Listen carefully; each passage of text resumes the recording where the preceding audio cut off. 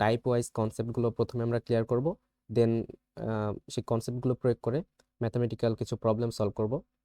তো যত টপিকস আছে ইনশাল্লাহ সব কিছুই কাভার হয়ে যাবে এই ক্লাস করলে। তো আমরা শুরু করছি প্রথমে পর্যাবৃত্ত গতি চ্যাপ্টারটা। তো শুরু করছি। তো প্রথমে সরল দোলন গতি সম্পর্কে আমাদের জানতে হবে, এটা নিয়ে এই চ্যাপ্টার আর কি, ঠিক আছে। পিরিয়ডিক মোশন এর বাংলায় হচ্ছে সরল দোলন গতি, বা সিম্পল হারমোনিক মোশন। তো সিম্পল হারমোনিক মোশন বা সরল দোলন গতি বলতে কি বোঝাচ্ছে? তোমরা সবাই পেন্ডুলাম দুলতে দেখছো না? তো পেন্ডুলামের গতিটা হচ্ছে একটা সরল দোলন গতির উদাহরণ। তো এই পেন্ডুলামের গতিটাকে যদি আমরা একটু অবজার্ভ করি, তাহলে দেখো পেন্ডুলামের গতিটা হচ্ছে এরকম। যখন পেন্ডুলামটা মানে এইদিকে যায়, দেখো পেন্ডুলামে যখন সরণ হচ্ছে, মানে এখান থেকে তুমি পেন্ডুলামটাকে দোলানোর ট্রাই করতেছো, ঠিক আছে। তাহলে যদি দোলাও, এত দূর নিয়ে যাও, নিয়ে গিয়ে যদি ছেড়ে দাও, তাহলে পেন্ডুলামটা দুলতে দুলতে কি হবে, এই পথে এই পয়েন্ট আসবে, এভাবে দুলবে পেন্ডুলামটা, তাই না? পেন্ডুলামটা এভাবে দুলতে থাকবে। তো এই যে এইখানে যখন এদিকে যাচ্ছে তখন একটা সরণ হচ্ছে, এদিকে যাচ্ছে তখন একটা সরণ হচ্ছে। তো যখন তুমি সরণ করানোর চেষ্টা করছো, মানে এই ববটা যেটা আছে এটাকে বলা হয় বব, ববের সরণ ঘটানোর চেষ্টা করছো, তখন যেদিকে সরণ ঘটাতে চাচ্ছ তার অপোজিটে একটা প্রত্যয়নী বল তুমি ফিল করতে পারবা, ঠিক আছে। প্রত্যয়নী বল এই যে ববটা ফিল করবে এইদিকে, যত এদিকে নিয়ে যাবা, যত পরিমাণ সরণ ঘটাবে, মানে এক্স এর মান যত বাড়াবে, যত এদিকে ববটাকে নিয়ে যাবে, তত বেশি পরিমাণ প্রত্যয়নী বল কাজ করবে বিপরীত দিকে। তো সরল দোলন গতির ক্ষেত্রে এটাই হচ্ছে সংজ্ঞা, যে সরল দোলন গতির ক্ষেত্রে বল বল বা প্রত্যয়নী বল যেটা আছে সেটা সরণের সমানুপাতিক কিন্তু বিপরীত। অর্থাৎ এখানে যে ফোর্সটা কাজ করছে, এই ফোর্সটা সরণের সমানুপাতিক। অর্থাৎ সরণ যত বাড়াচ্ছ তত বেশি পরিমাণে ফোর্স কাজ করছে, কিন্তু এই সরণের বিপরীত। এই ফোর্সটা কি? সরণের বিপরীত। তো এটাই হচ্ছে সরল দোলন গতির সংজ্ঞা। মানে যে সকল বস্তুর গতিতে এই মেকানিজমটা কাজ করে, যে যত সরণ ঘটাতে চাচ্ছ তত বেশি পরিমাণে প্রত্যয়নী বল প্রযুক্ত হচ্ছে সরণের বিপরীত দিকে, তাহলে সেই গতিটা হচ্ছে সরল দোলন গতি। সরল দোলন গতির ক্ষেত্রে এই যে এই সম্পর্কটা, বল সরণের সমানুপাতিক কিন্তু বিপরীত, এটা সবসময় প্রযোজ্য। তো এইখানে আমরা যদি সমানুপাতিক চিহ্নটা উঠিয়ে দিই, তাহলে এখানে পাবো k x, F equals to minus k x. তো কেটা কি এটা নিয়ে আমরা পরে আলোচনা করব, কেটা নিয়ে পরে আলোচনা করব, এটা এখন আমরা আলোচনা করছি না। বিস্তারিত আলোচনা আছে সামনে, আমরা সেখানে গিয়ে করব। আমরা চলে যাচ্ছি নেক্সট বিষয়ে, সেটা হচ্ছে যে কণাটা, সরল দোলন গতি সম্পন্ন কণাটা, এখানে তুমি ববের কথাই চিন্তা করো। সরল দোলন গতি সম্পন্ন এই কণাটার এর গতির তো একটা সমীকরণ পাওয়া যাবে, তাই না? তো এই সরল দোলন গতি সম্পন্ন কণার সরণের সমীকরণ জানার আগে আমরা কয়েকটা জিনিস সম্পর্কে জানি। সেখানে হচ্ছে কয়েকটা প্যারামিটার সম্পর্কে জানবো। এখানে এক্স দ্বারা কি ডোনেট করা হবে? এক্স দ্বারা এখানে সরণ ডোনেট করা হবে, সরল দোলন গতি সম্পন্ন কণার সরণ ডোনেট করা হবে এক্স দ্বারা। তারপর এ দ্বারা ডোনেট করা হবে বিস্তার। বিস্তার বলতে কি বোঝায়? বিস্তার বলতে বোঝায় সর্বোচ্চ সরণ। তো যে পেন্ডুলামটা আছে, পেন্ডুলামটাকে তুমি এই পয়েন্টে নিয়ে আসলা, এখন এই পয়েন্টে নিয়ে এসে ছেড়ে দিলা, তাহলে পেন্ডুলাম দুলতে দুলতে সর্বোচ্চ এই পয়েন্টে যাবে, তাই কিনা? সর্বোচ্চ এই পয়েন্টে যাবে, এর বাইরে তো যাবে না, তাই না? পেন্ডুলামটা দুলতে দুলতে সর্বোচ্চ এই পয়েন্টে আসবে, এর বাইরে যাবে না। তাহলে এই যে সরণ সর্বোচ্চ কতটুকু হচ্ছে? সর্বোচ্চ এতটুকু হচ্ছে। যে সর্বোচ্চ সরণটা সেটাই হচ্ছে বিস্তার। বিস্তারটা কি? বিস্তার হচ্ছে সর্বোচ্চ সরণ। বিস্তার কি? সর্বোচ্চ সরণ। তো বিস্তারকে আমরা এই চ্যাপ্টারে কি দ্বারা ডিনোট করব? এ দ্বারা। আমি ধরে নিচ্ছি তোমরা কিছু পড়ো নেই চ্যাপ্টারে, সো চিল, সমস্যা নেই, আমি একে বেসিক থেকে পড়াবো, প্রথম থেকে শেষ পর্যন্ত থাকো। অলরাইট। তারপর আমরা ওমেগা ওমেগা দ্বারা ডোনেট করব কৌণিক বেগ। ওমেগা দ্বারা ডোনেট করব কৌণিক বেগ, কৌণিক বেগ বা কৌণিক কম্পাঙ্ক, কৌণিক বেগ বা কম্পাঙ্ক, কৌণিক বেগ বা কম্পাঙ্ক। টি টি দ্বারা সবসময় সময় ডিনোট করে, টি হচ্ছে সময়, এবং ডেল এটা হচ্ছে আদি দশা। আদি দশা মানে কোন অবস্থা থেকে সরল দোলন গতি সম্পন্ন এই কণাটা যাত্রা শুরু করেছিল সেটা। তো সরল দোলন গতি সম্পন্ন কোনো কণার সমীকরণ হচ্ছে x equals two x equals two x equals two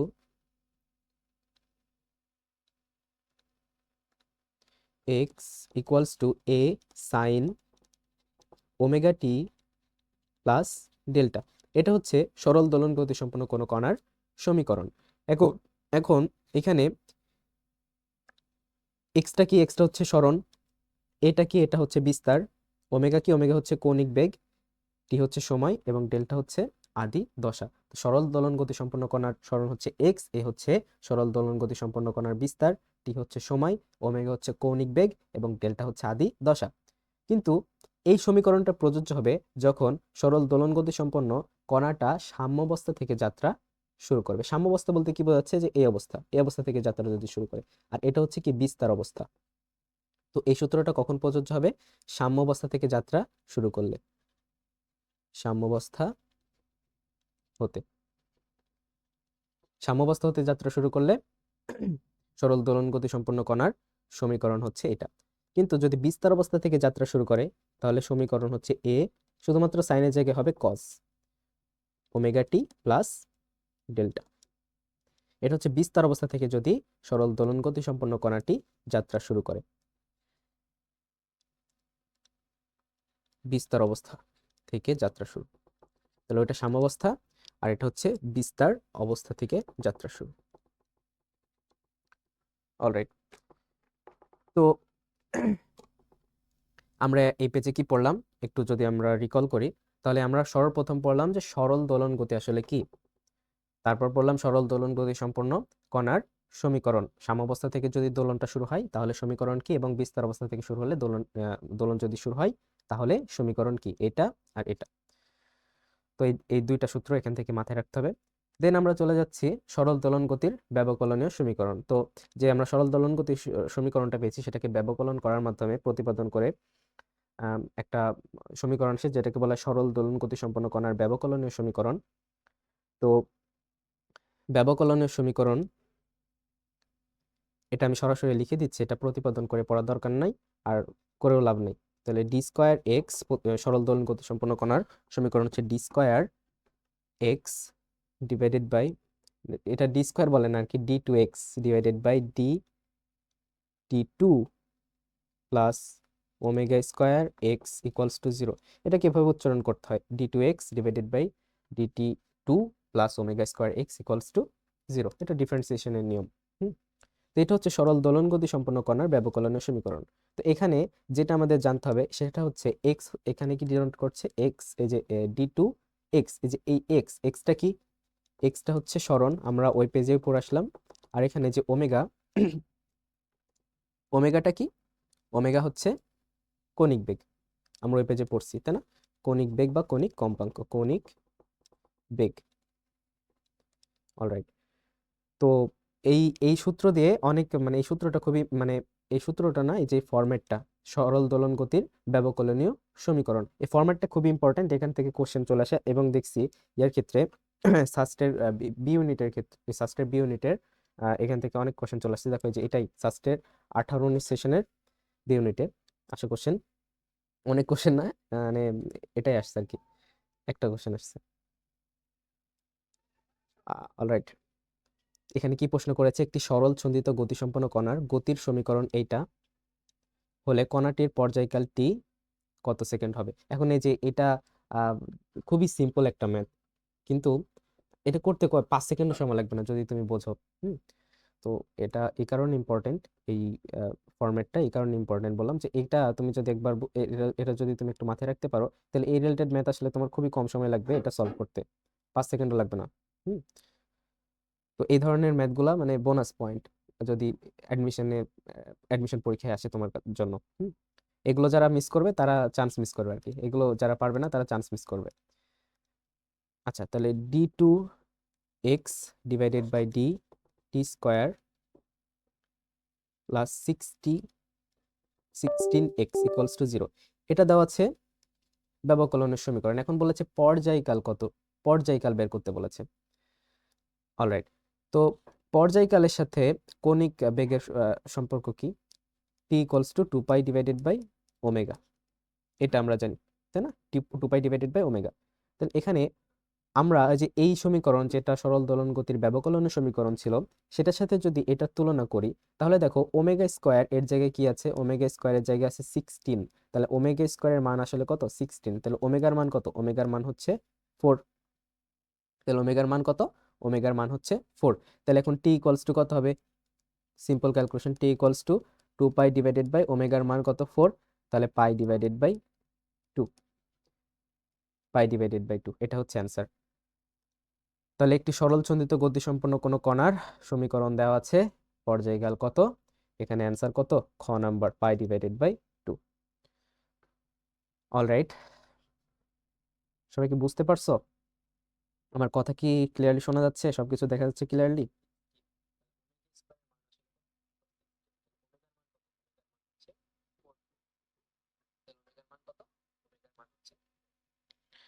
হ্যাঁ, সবকিছু ঠিকঠাক আছে, আশা করি বুঝতে পারছো। আমরা নেক্সট টপিকে চলে যাই। আমাদের নেক্সট টপিক দশা ও দশা পার্থক্য। তো আমরা যে সরল দোলন গতিসম্পন্ন একটা উম, কণার সমীকরণ পড়লাম, সেই সমীকরণটা কি? সমীকরণ হচ্ছে x equals to a sine omega t plus delta. তো এই যে ডেল্টা কি? আদি দশা নির্দেশ করে। আরেকটা পড়েছি, এটা হচ্ছে সাম্য অবস্থা থেকে যদি যাত্রা শুরু করে। এবং আরেকটা সমীকরণ পড়লাম x equals to A cos omega t plus delta, যখন কণাটা বিস্তার অবস্থা থেকে যাত্রা শুরু করে, তখন দ্বিতীয় সমীকরণ। তো এই যে উম, যে কোণটা আছে, তাই না, যে কোণটা আছে, এই কোণটাকে বলা হচ্ছে দশা। এটা হচ্ছে দশা, এটাকে বলা হচ্ছে কি? দশা। দশা, এটা কি? এটাকে বলা হয় দশা। জাস্ট এটুকু মাথায় রাখলে হবে, অত কিছু মাথায় রাখার দরকার নেই। তো দশা আসলে কি বোঝায়? দশা মানে, দশা বলতে কি বোঝায় ভাই? তোমার অবস্থা কি? তোমার ফিনান্সিয়াল অবস্থা কি? মানে ও জিজ্ঞেস করছে তোমার টাকা পয়সা কেমন আছে। হ্যাঁ, তো দশা বলতে অবস্থা বোঝায়, ঠিক আছে? এখন কিসের অবস্থা? সরল দোলন গতি সম্পন্ন কোনো কণার মানে অবস্থা। এখন সরল দোলন গতি সম্পন্ন কোনো কণার কণার অবস্থা আমরা কিভাবে বুঝতে পারি? সেই কণাটার সরণ, সেই কণাটার বেগ, সেই কণাটার ত্বরণ, এই সকল জিনিস সম্পর্কে সম্যক যদি আমাদের জ্ঞান থাকে, হুম, তাহলে আমরা ওই কণাটার দশা বুঝতে পারবো।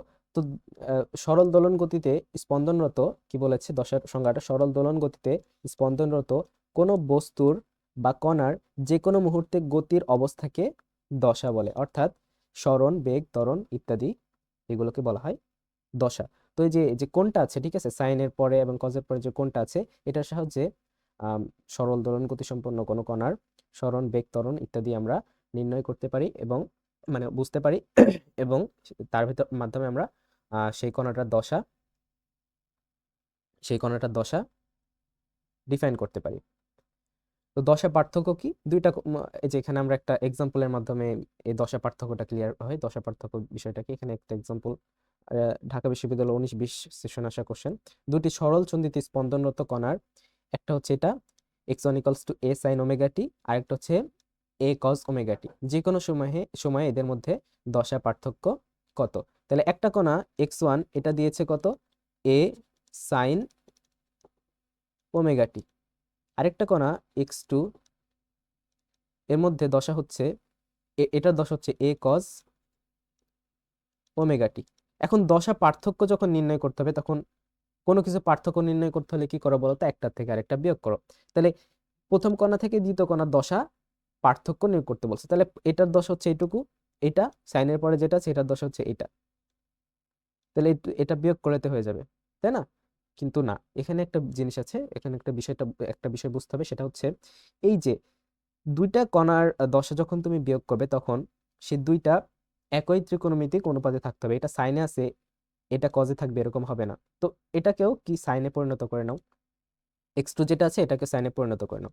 তাহলে x2, এটা ইকুয়ালস টু আমরা কি লিখতে পারি? x2 equals to a sine pi divided by 2 plus omega টি। এটা আমরা বলতে পারি sin pi divided by 2 plus omega টি। এটা আমরা বলতে পারি, কারণ কারণ কি, sin pi divided by 2 plus omega t মানে কি ওই cos ওমেগা টি, তাই না? তো এখন এটার দশা হচ্ছে এটা, এটার দশা এটা। এখন আমরা দেখো বিয়োগ করতে পারবো x2 থেকে x1, x2 থেকে x1 বিয়োগ করতে পারবো, কারণ এখন এই যে এটারও সাইন এটারও সাইন, একই ত্রিকোণমিতিক অনুপাত চলে এসেছে। তাহলে এখন দশা পার্থক্য যদি আমরা নির্ণয় করতে চাই, তাহলে দ্বিতীয়টার দশা থেকে প্রথমটার দশা বিয়োগ দাও। তাহলে দ্বিতীয়টার দশা কত? দ্বিতীয়টার দশা হচ্ছে pi divided by 2 plus omega t. প্রথমটার দশা কত ছিল? এই যে ওমেগা টি মাইনাস ওমেগা টি। এটা হচ্ছে কি দশা পার্থক্য, দশা পার্থক্য, দশা পার্থক্য। ওমেগা টি কেটে গেলে থাকে কত? ওমেগা টি কেটে গেলে পাই ডিভাইডেড বাই 2 থাকে।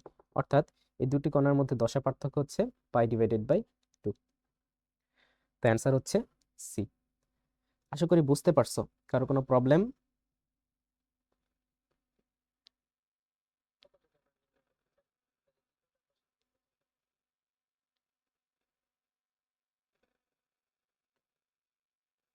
অলরাইট, আশা করি কারো কোনো সমস্যা নেই।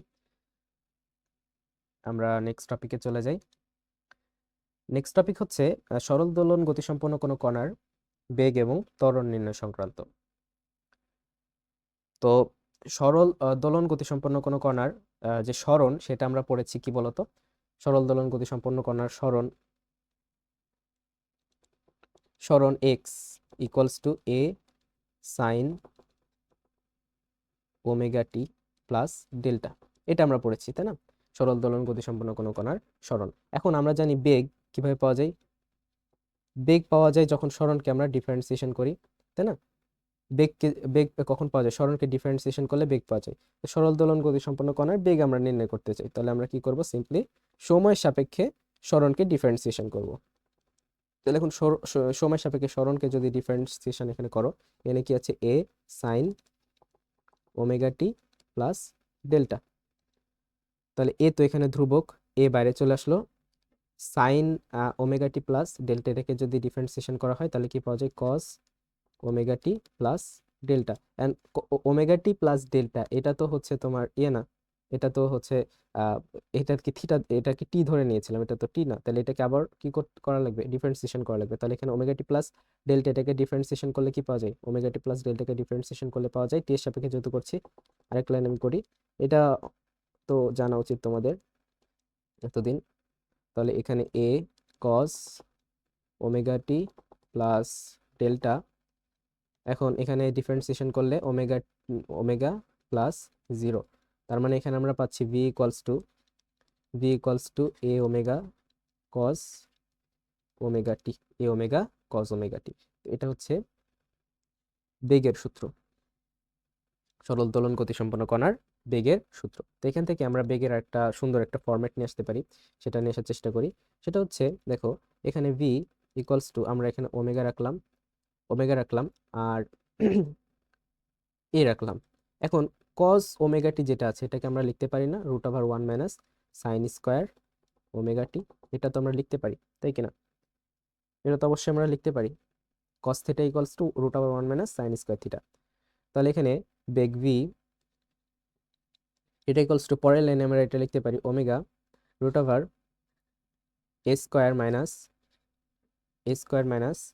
Square sine square omega t.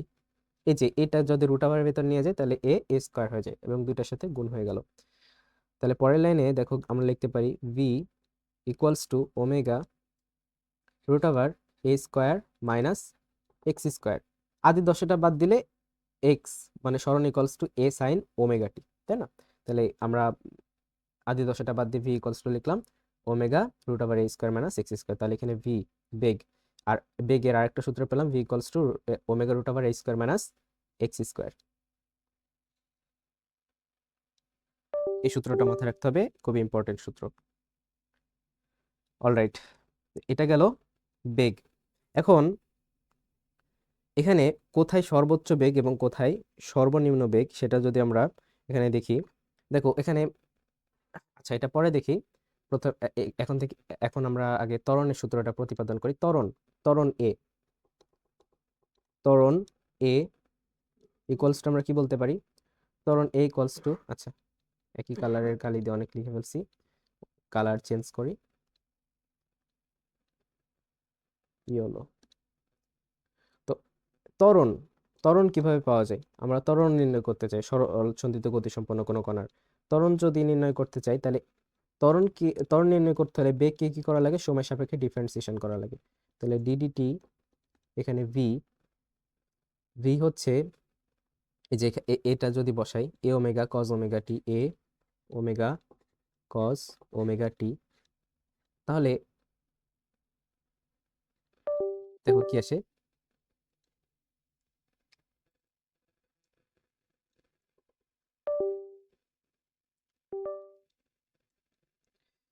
A omega cause omega t, এটাকে যদি ডিফারেন্সিয়েশন করি তাহলে এ হচ্ছে ধ্রুবক বাইরে চলে যায়, এ ওমেগা হচ্ছে ধ্রুবক বাইরে চলে যায়, কজ ওমেগা টি এটাকে যদি ডিফারেন্সিয়েশন করি, কজকে ডিফারেন্সিয়েশন করলে কি হয় মাইনাস সাইন ওমেগা টি, ওমেগাকে যদি আবার ওমেগা টিকে আবার ডিফারেন্সিয়েশন করি তাহলে হয় ওমেগা। তাহলে এখানে পাচ্ছি আমরা মাইনাস এ ওমেগা স্কোয়ার সাইন ওমেগা টি, তাহলে এ সাইন ওমেগা টি এটা মানে আবার হচ্ছে এক্স, তাহলে ত্বরণ এটা ইকুয়ালস টু পাচ্ছি মাইনাস ওমেগা স্কোয়ার, এখানে কি এ সাইন ওমেগা টি, এ সাইন ওমেগা টি মানে আবার কি এক্স, তাহলে এ ইকুয়ালস টু আমরা পাচ্ছি a equals to omega square x, সামনে কি মাইনাস,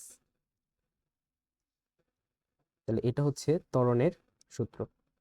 এখন এই যে এখান থেকে আমরা জিনিস একটা উপলব্ধি করতে পারি, ত্বরণটা দেখো কি, ত্বরণ এ এটা হচ্ছে সরণের সমানুপাতিক কিন্তু বিপরীত। তাহলে ত্বরণ যদি সরণের সমানুপাতিক এবং বিপরীত হয় তাহলে আমরা জানি কি এফ এফ সমানুপাতিক কি এ, বল ত্বরণের সমানুপাতিক, তার মানে বল সমানুপাতিক মাইনাস এক্স, এটাও বলতে পারি, যেটা আমরা প্রথমে পেন্ডুলামের যে উদাহরণ ছিল সেখান থেকে দেখেছিলাম। ঠিক আছে, তাহলে আমরা এখানে কয়েকটা সূত্র প্রতিপাদন করলাম, একটা হচ্ছে বেগের সূত্র, এটা মাথায় রাখতে হবে, এটা হচ্ছে ত্বরণের সূত্র। কিভাবে আসলে এভাবে, এভাবে যদি একটু মাথায় রাখো তাহলে মাথায় থাকার সম্ভাবনা বেশি। অলরাইট, তাহলে এখন বেগ আর ত্বরণ পেলাম, আর এখানে পেয়েছি আমরা কি সরণ, সরণ তো আগেই আমরা দেখাইছি তাই না, সরণের সূত্রটা আগে দেখাইছি, এ সাইন ওমেগা টি। এখন সর্বোচ্চ বেগ, সর্বোচ্চ সরণ, সর্বোচ্চ ত্বরণ, এটা যদি আমরা দেখি, সর্বোচ্চ বেগ,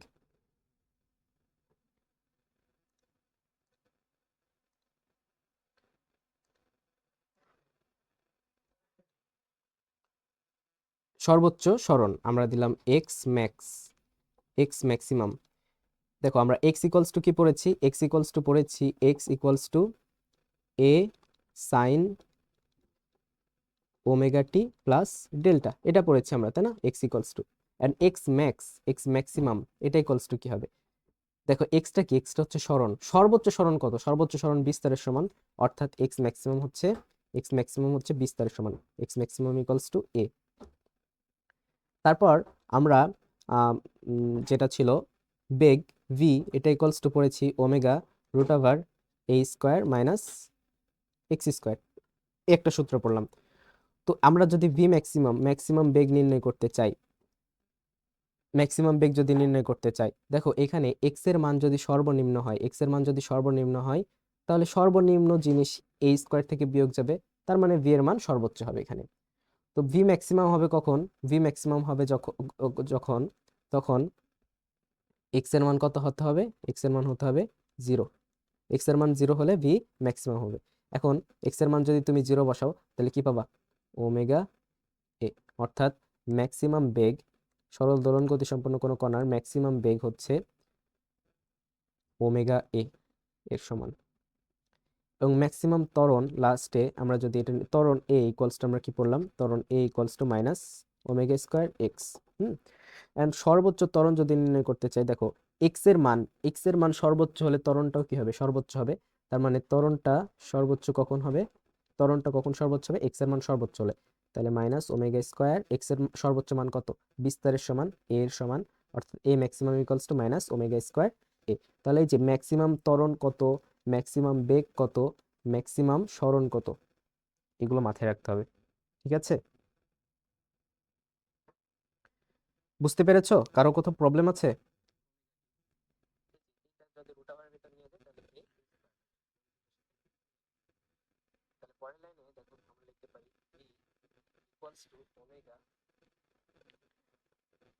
আচ্ছা, আশা করি কারো কোনো প্রবলেম নাই।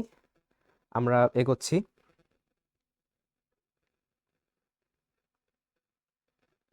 আমরা যেগুলো পড়লাম আর কি, বেগ এবং ত্বরণ, এটা হচ্ছে সরণ, আমরা আগেই পড়ছি। দেখো এখানে আমরা বেগ পড়লাম, তারপর ত্বরণ পড়লাম। এই যে বক্স আকারে যে সূত্রগুলো দিয়েছি, প্রতিবেদন তুমি মাথায় মানে একটু একটু মানে যদি তুমি একবার প্র্যাকটিস করো তাহলে এগুলো মনে রাখা একটু ইজি হয়। হুম।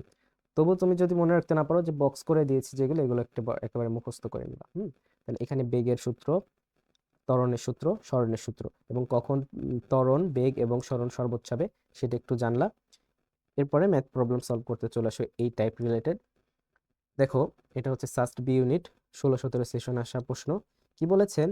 সরল দোলন গতি সম্পন্ন কোনো কণার, বস্তু কণার সমীকরণ হচ্ছে x equals to 20 sine 31t minus pi divided by 6। সর্বাধিক বেগ কত? কি আছে? x equals to 20 sine 31t minus pi divided by 6, এইটা। তাহলে সর্বাধিক বেগ কত? আমরা সর্বাধিক বেগ ভি ম্যাক্সিমাম এর সূত্রে এইমাত্র পড়ে আসলাম না? ভি ম্যাক্সিমাম ইকুয়ালস টু কি? V max. আমরা এখানে কি করছি? সলিউশন। তো ভি ম্যাক্সিমাম ইকুয়ালস টু আমরা কি পড়লাম? ওমেগা এ। তাহলে আমাদের এখানে এ এর মান তো দেওয়া আছে। দেখো এখান থেকে সূত্র থেকে এ এর মান পাওয়া যায় না। এটা কি? এটা হচ্ছে এ। তার মানে এ এর মান কত? 20, তাই না? এই যে x equals to a sine omega t plus বা মাইনাস ডেল্টা, এটার কথা মনে করো। এটার সাথে যদি কম্পেয়ার করো, এই যে এটাকে আমরা প্রথমে যে সরণের সূত্র দিয়েছিলাম, এ sine omega t plus delta, এটার সাথে যদি কম্পেয়ার করো তাহলে তুমি বিস্তারের মান কত পাবা? 20। ওমেগা এর মান কত পাবা? 31। এখন তোমার থেকে জানতে চেয়েছে ম্যাক্সিমাম বেগ কত। খুবই সিম্পল, ওমেগার মান বসাও। ওমেগার মান কত? ওমেগার মান হচ্ছে 31, এর মান হচ্ছে 20। এটা যদি গুণ করো তাহলে কত আসবে? 620, তাই না? 620। 3 দুগুণ 6 আর 10 দুগুণ 20, 620। খুবই সিম্পল ক্যালকুলেশন, এটা ক্যালকুলেটর লাগে না, মুখে মুখেই হয়ে যায়। তাহলে অ্যান্সার হচ্ছে ঘ। বোঝা গেছে? কারো কোনো প্রবলেম?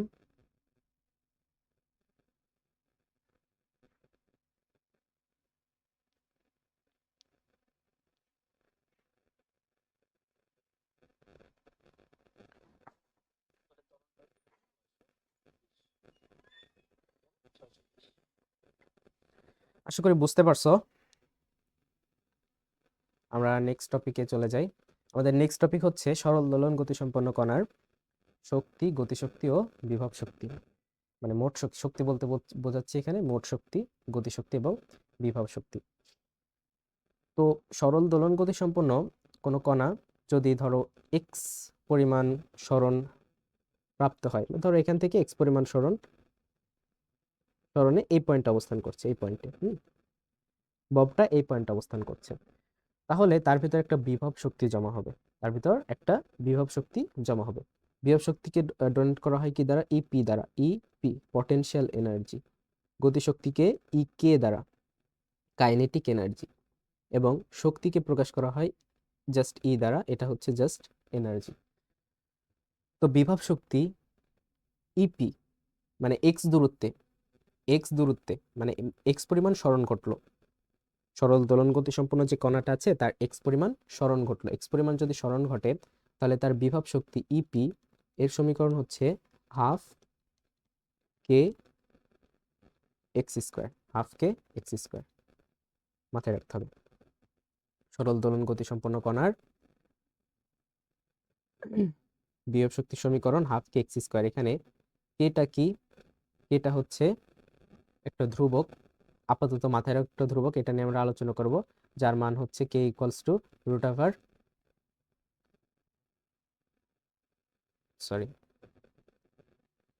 ওমেগার সাথে কে এর একটা সম্পর্ক আছে, সেখান থেকে omega equals to root over k divided by m. Omega equals to root over k divided by m. এখন ওমেগা উভয় পক্ষকে যদি বর্গ করি তাহলে কে ইকুয়ালস টু কি আসে? Omega square m. এটা হচ্ছে কে এর মান। ওমেগা হচ্ছে কৌণিক কম্পাঙ্ক, এম হচ্ছে ভর। ওমেগা হচ্ছে এই যে তোমার যে ববটা দুলছে তার কৌণিক বেগ, এবং এম হচ্ছে ববের ভর। তো এটা হচ্ছে কে এর পরিচয়।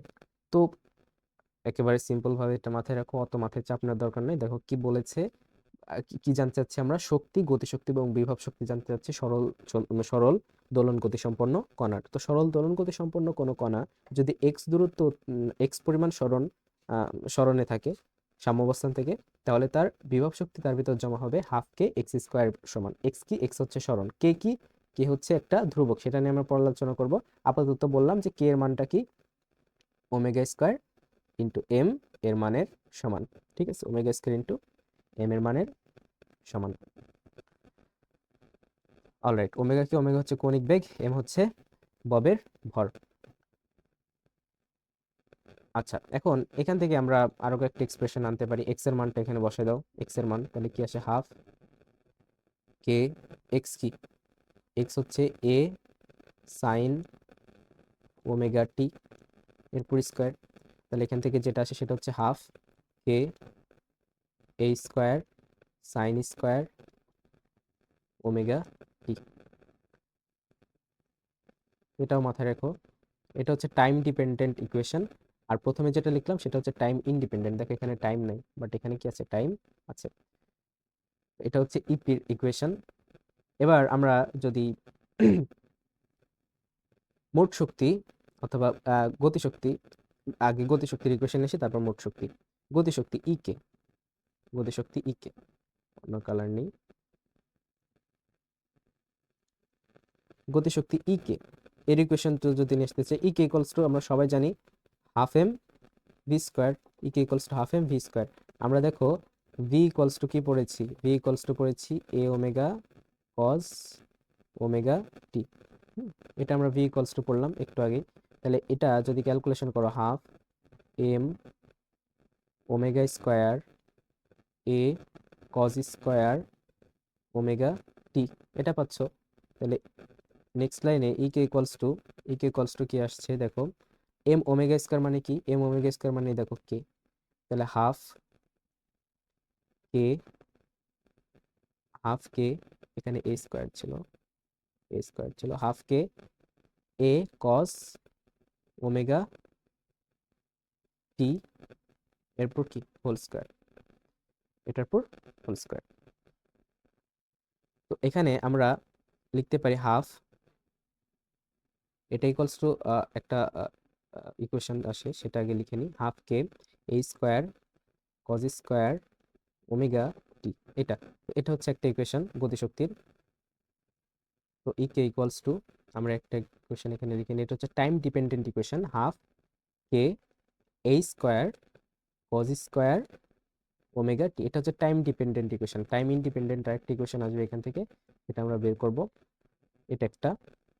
এখন সেম এখান থেকে আমরা আবার কি করছি, আবার ক্যালকুলেশন করছি। এখান থেকে আবার ক্যালকুলেশন করতে করতে আসছি। দেখো ই কে ইকুয়ালস টু, এরপর নেক্সট লাইন থেকে আমরা লিখতে পারি হাফ কে হাফ কে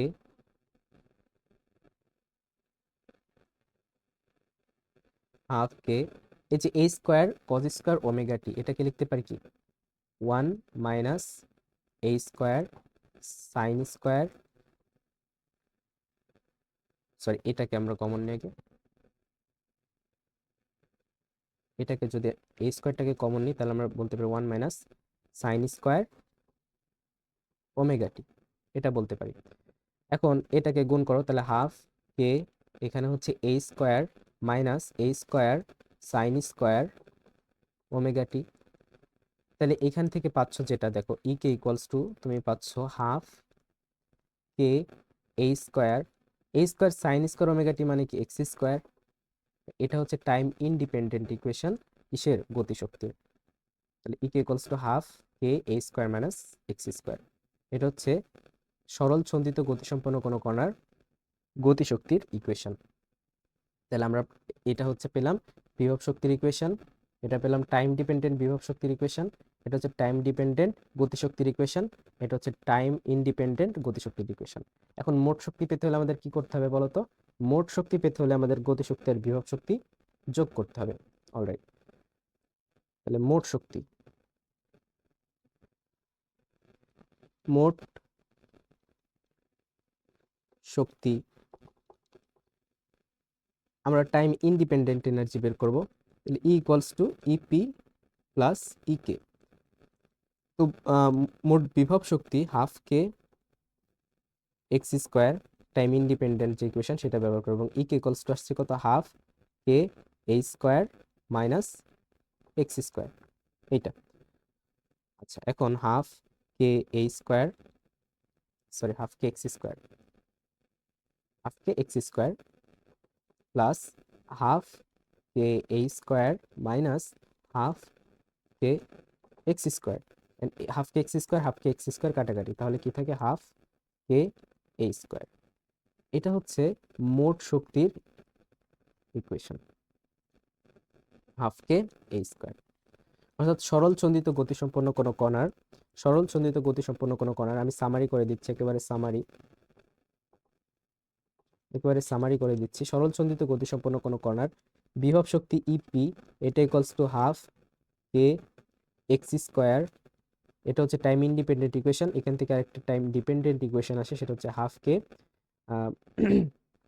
এ স্কোয়ার সাইন স্কোয়ার ওমেগা টি। এটা হচ্ছে বিভব শক্তি, এটা হচ্ছে বিভব শক্তি।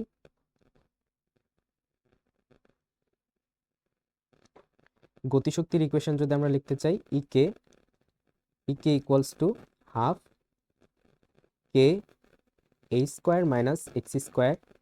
এটা হচ্ছে টাইম ইন্ডিপেন্ডেন্ট ইকুয়েশন, এবং টাইম ডিপেন্ডেন্ট একটা ইকুয়েশন আছে, সেটা হচ্ছে হাফ কে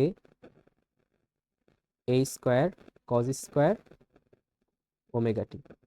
এটা হচ্ছে বেগের ইকুয়েশন, সরি গতিশক্তির ইকুয়েশন, সরল চন্দিত গতিসম্পন্ন কোনো কণার। অলরাইট, এখন মোট শক্তি, মোট শক্তিটা হচ্ছে এটা হাফ কে এ স্কোয়ার। মোট শক্তি E equals to half K A square. তো আশা করি বুঝতে পারছো। কারো কি কোথাও সমস্যা?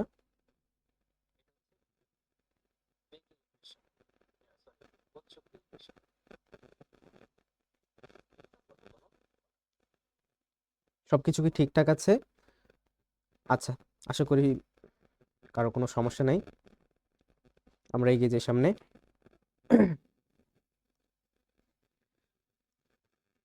আচ্ছা, এবার আমরা পড়বো কনজারভেশন অফ এনার্জি, মানে শক্তির সংরক্ষণশীলতা নীতি। কিসের ক্ষেত্রে? এই যে সরল দোলন গতির ক্ষেত্রে, সরল দোলন গতির ক্ষেত্রে শক্তির সংরক্ষণশীলতার নীতি। আমরা জানি শক্তির ধ্বংস অথবা শক্তির বিনাশ নেই। তো শক্তির ধ্বংস অথবা শক্তির বিনাশ নেই, এটা আমরা সরল দোলন গতির ক্ষেত্রে, যে সরল দোলন গতিসম্পন্ন যে কণ আছে সেটার ক্ষেত্রেও প্রযোজ্য, মহাবিশ্বের যে কোনো জিনিসের ক্ষেত্রে এটা প্রযোজ্য। তাহলে এটার ক্ষেত্রে কিভাবে প্রযোজ্য হচ্ছে সেটা একটু আমরা দেখি। তো এখানে দুইটা পয়েন্ট আছে, একটা হচ্ছে হাইয়েস্ট পয়েন্ট, এটাকে বলছি আমরা কি বিস্তার অবস্থা, আর এটা কি, এটা হচ্ছে সাম্যাবস্থা, ঠিক আছে, ইকুইব্রিলিয়াম পয়েন্ট, সাম্যাবস্থা। তো এই যে এখানে এটা এটা কি, এটা হচ্ছে হাইয়েস্ট পয়েন্ট, এটা হচ্ছে বিস্তার অবস্থা, এটা হচ্ছে সাম্যাবস্থা। তো সাম্যাবস্থা আর বিস্তার অবস্থা, এই দুইটা পয়েন্টে আমরা আহ, গতিশক্তি এবং বিভব শক্তি কত হচ্ছে, সরণ কত হচ্ছে, বেগ কত হচ্ছে, ত্বরণ কত হচ্ছে, সেটা একটু দেখি।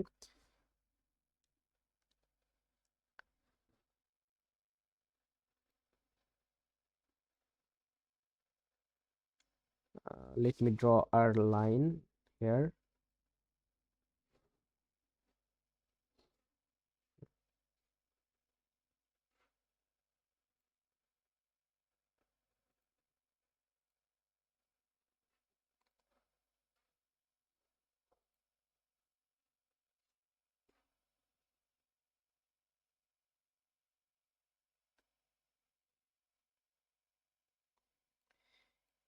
এই যে এটা এখানে যেটা আমি মানে লাইনের ভেতরে নিয়ে আসছি, সেটা হচ্ছে আর কি, এটা হচ্ছে এটা হচ্ছে সাম্যাবস্থা, মানে যে এই ববটা যে পর্যায়ে আছে সেটা হচ্ছে সাম্যাবস্থায় আছে, ঠিক আছে। আর এটা হচ্ছে কি, বিস্তার অবস্থা, এই পয়েন্টটা কি, এটা হচ্ছে বিস্তার অবস্থা। বিস্তার অবস্থা। তো সাম্যাবস্থা এবং বিস্তার অবস্থায় বেগ এবং ত্বরণের যে ইকুয়েশনটা আসে সেগুলো আমরা লিখি। দেখো প্রথমে সাম্যাবস্থায় সরণ কত?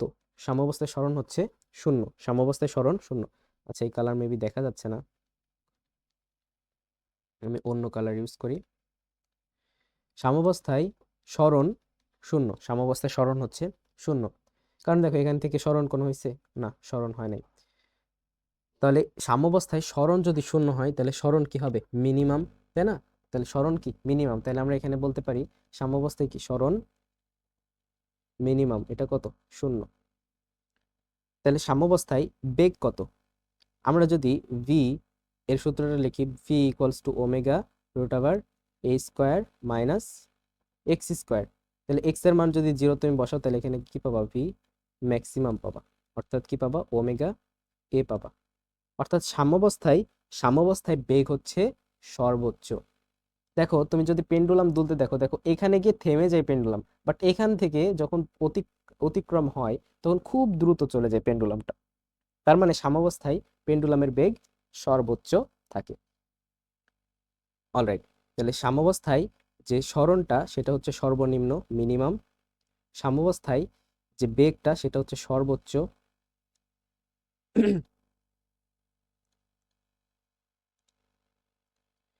এরপর সাম্যাবস্থায় আমরা বিভব শক্তি দেখি কত? বিভব শক্তি ইপি। বিভব শক্তি ইপি ইকুয়ালস টু আমরা কি পড়লাম? হাফ কে এক্স স্কোয়ার। যেহেতু সাম্যাবস্থায় এক্স এর মান কত? সাম্যাবস্থায় এক্স এর মান 0, তাহলে এখানে ইপির মান কত আসবে? 0 আসবে। তাহলে ইপি মিনিমাম, সাম্যাবস্থায় ইপি হচ্ছে মিনিমাম, অর্থাৎ 0। সাম্যাবস্থায় বিভব শক্তি 0।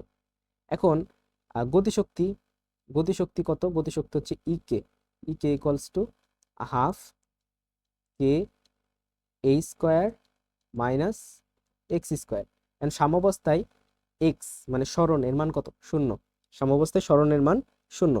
তার মানে সাম্যাবস্থায় গতিশক্তি হচ্ছে E K equals to half K A square. Half K A square, এটা হচ্ছে মোট শক্তির সমান না? হাফ কে স্কোয়ার মোট শক্তির সমান। তার মানে সাম্যাবস্থায় গতিশক্তি সর্বোচ্চ এবং বিভব শক্তি সর্বনিম্ন। এখন যে সাম্যাবস্থায় আমরা সাম্যাবস্থায় মোট শক্তি যদি নির্ণয় করতে চাই, সাম্যাবস্থায় E equals to E P plus E K, এটা যদি নির্ণয় করতে চাই তাহলে দেখো ইপির মান কত? 0 সাম্যাবস্থায়, এবং গতিশক্তির মান কত? হাফ কে এ স্কোয়ার। তাহলে সাম্যাবস্থায় আমরা মোট শক্তি কত পাবো? হাফ কে এ স্কোয়ার। এটাই কিন্তু ছিল আমাদের মোট শক্তি সূত্র। তার মানে শক্তি কনজারভেশন রুল মেনে চলছে, অর্থাৎ সাম্যাবস্থায় গতিশক্তি এবং বিভব শক্তি মোট শক্তির সমান। মোট শক্তি আমরা যে কোনো জায়গায় মোট শক্তির সূত্র কি পেয়েছিলাম? EQ equals to half K A square. দেখো এই যে আমরা সাম্যাবস্থায় যেটা নির্ণয় করলাম, এখানে ইপি আর ইকে এই দুইটা মিলে কিন্তু মোট শক্তি কত আসলো? হাফ কে এ স্কোয়ারের সমান আসলো, মানে শক্তি কনজারভেশন রুল মেনে চলছে। আচ্ছা, এটা যদি বুঝতে না পারো তাহলে আরো ভালোভাবে বুঝতে পারবা, এটা একটু মনোযোগ দাও।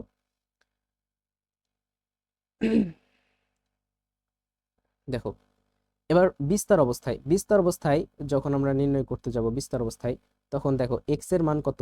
বিস্তার অবস্থায় এক্স এর মান হচ্ছে এ। এখন এটা কি? এ হচ্ছে বিস্তার, তাই না? এ হচ্ছে বিস্তার, তাহলে সর্বোচ্চ সরণ তো বিস্তারে থাকে, তাহলে মানে কি? তার মানে বিস্তার অবস্থায় সরণের মান সর্বোচ্চ, এ ম্যাক্সিমাম। তাহলে বেগ ভি ইকুয়ালস টু আমরা জানি omega root over a square minus x square. এখানে এ স্কোয়ার, এক্স এর মান কত? এক্স এর মান হচ্ছে এ এর সমান, তাহলে এ স্কোয়ার মাইনাস এ স্কোয়ার মান কত? 0। তাহলে ওমেগা ইন্টু 0, তার মানে আমরা পাচ্ছি 0। তার মানে ভি মিনিমাম, অর্থাৎ বিস্তার অবস্থায় সরণ সর্বোচ্চ কিন্তু বেগ সর্বনিম্ন। এমনটাই হয় কিনা বলো? যখন পেন্ডুলাম দুলতে থাকে এই পয়েন্টে গিয়ে পেন্ডুলাম একেবারে থেমে যায় না?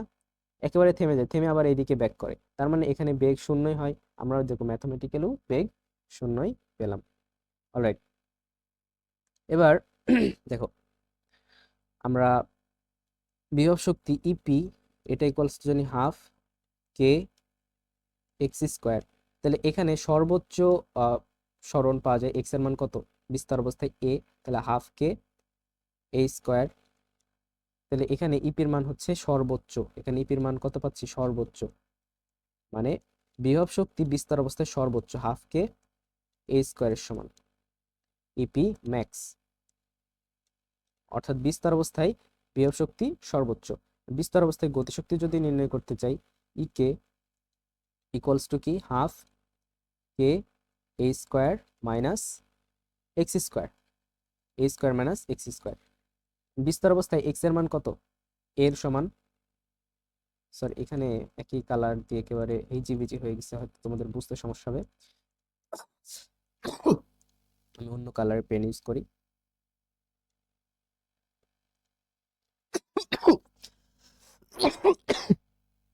সরি।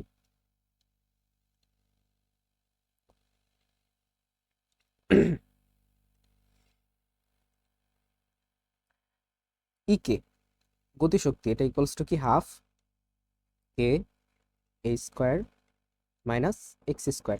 এখন বিস্তার অবস্থায় সরণ কত হয়, সর্বোচ্চ, যার মান কত, এর সমান। তাহলে এখানে এক্স এর জায়গায় তুমি যদি এ বসাও তাহলে ই কে কত পাবা, এক্স এর জায়গায় যদি এ বসাও তাহলে হাফ কে এ স্কোয়ার মাইনাস এ স্কোয়ার।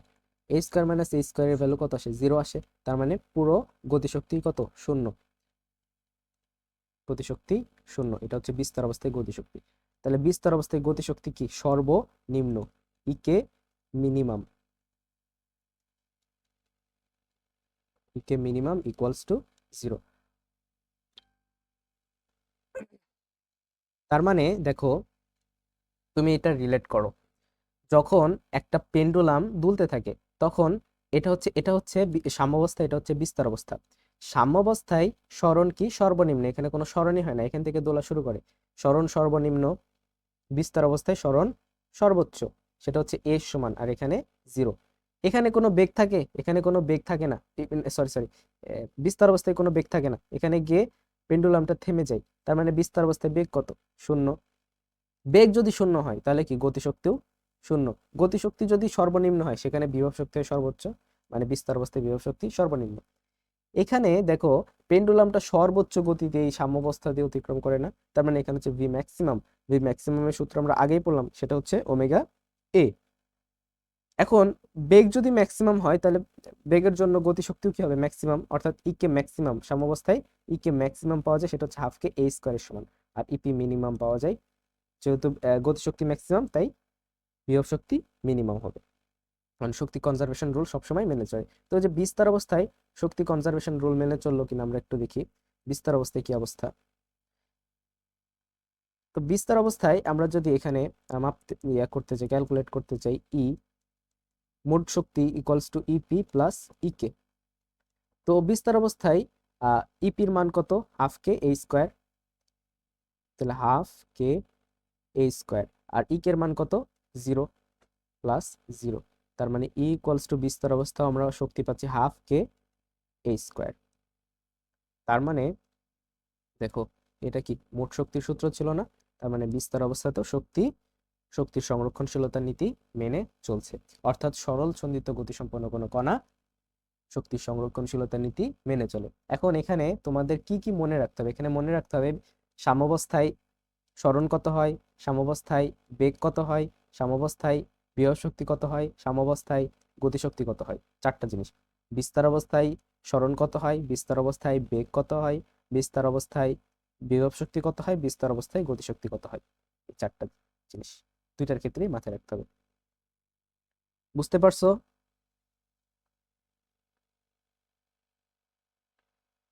কারো কোনো সমস্যা?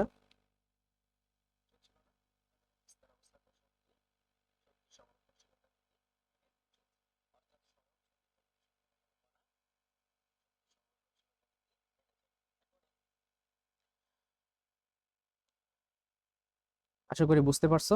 আমরা নেক্সট টপিকে চলে যাই। নেক্সট টপিক না, আমরা অনেক কনসেপ্ট পড়লাম তাই না, আমরা এখানে আসলে পড়েছি কি, শক্তি, গতিশক্তি, বিভব শক্তি, সরলচন্দিত গতিসম্পন্ন কোনো কণার শক্তি, গতিশক্তি এবং বিভব শক্তি। তো এই রিলেটেড ম্যাথ প্রবলেম সলভ করি এখন আমরা। সরল দোলন গতিসম্পন্ন একটি বস্তুর তার সাম্যাবস্থা থেকে যখন 2 সেন্টিমিটার দূরে থাকে তখন গতিশক্তি স্থিতিশক্তির 3 গুণ হয়। বস্তুর দোলনকালের বিস্তার কত? এখানে কি কি ইনফরমেশন দিয়েছে? এখানে একটা ইনফরমেশন দিয়েছে, সলিউশন করব। সলিউশন, এখানে একটা ইনফরমেশন দিয়েছে যে যখন এক্স ইকুয়ালস টু 2 সেন্টিমিটার, মানে সরণ যখন 2 সেন্টিমিটার হয় তখন গতিশক্তি ই কে এটা স্থিতিশক্তি 3 গুণ, মানে 3 ইপি এর সমান। 3 ইপি এর সমান গতিশক্তি যখন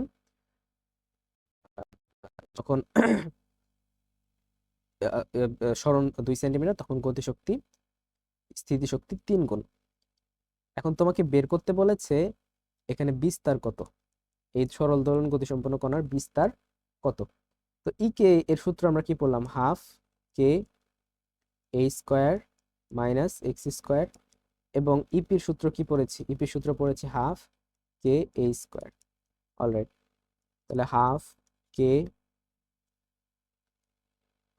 কে এ স্কোয়ার মাইনাস হাফ কে এক্স স্কোয়ার, এটা ইকুয়ালস টু 3 × হাফ কে এক্স স্কোয়ার।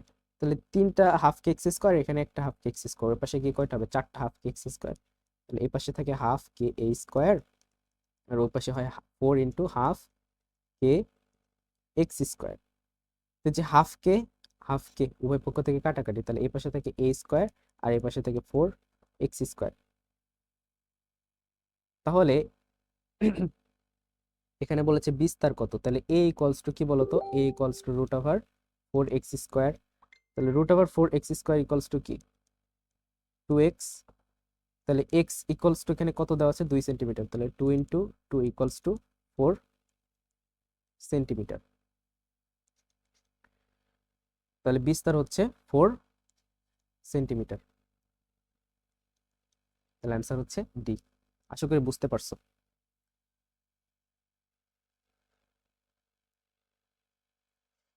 আচ্ছা, আমরা নেক্সট টপিকে চলে যাই। নেক্সট টপিক হচ্ছে স্প্রিং সংক্রান্ত। স্প্রিং এর দোলনকাল, স্প্রিং ধ্রুবক, তুল্য স্প্রিং ধ্রুবক। অলরাইট, তো আমরা দুই ক্ষেত্রে স্প্রিং নিয়ে আলোচনা করবো। একটা হচ্ছে আনুভূমিক স্প্রিং আর একটা হচ্ছে উলম্ব স্প্রিং।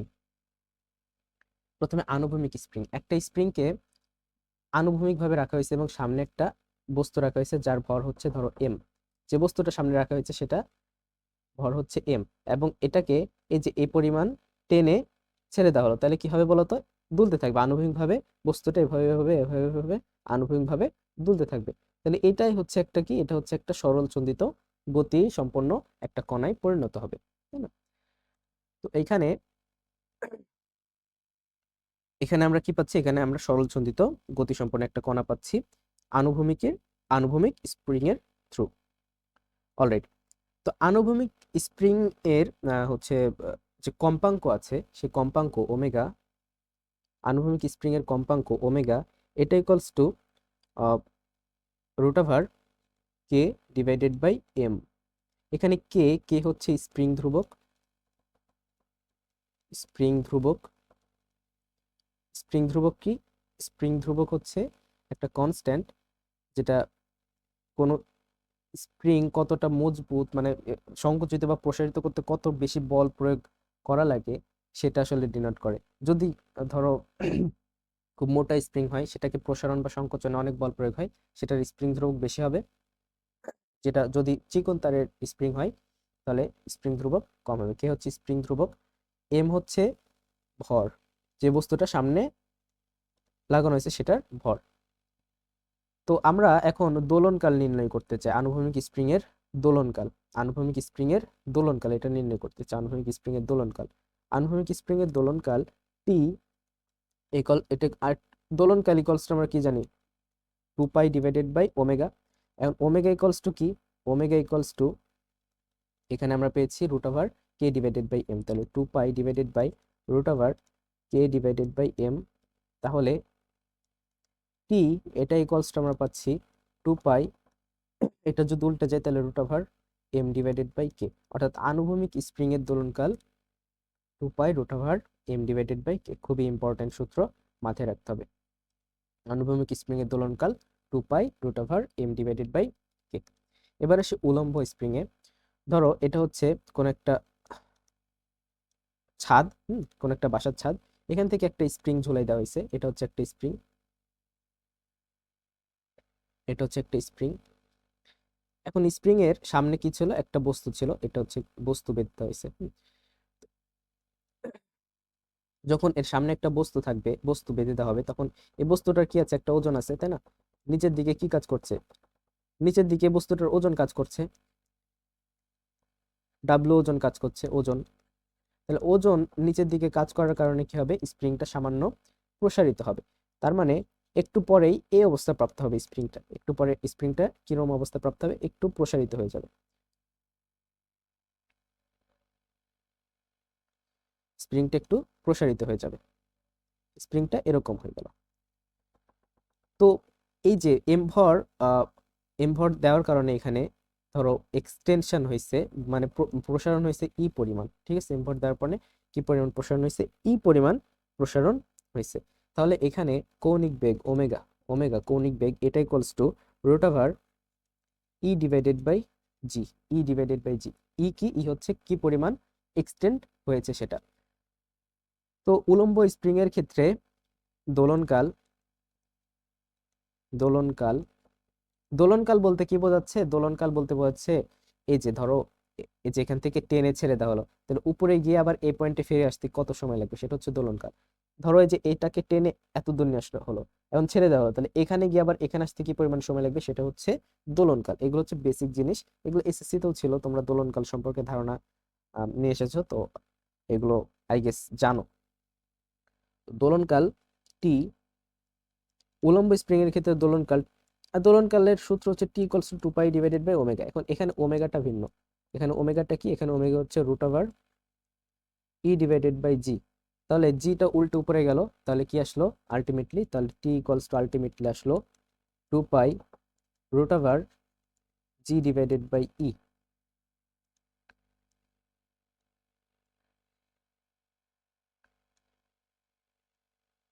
এটা হচ্ছে পর্যায়কাল। তাহলে উলম্ব স্প্রিং এর ক্ষেত্রে পর্যায়কাল এটা, আর আনুভূমিক স্প্রিং এর ক্ষেত্রে পর্যায়কাল উপরেরটা। বোঝা গেছে?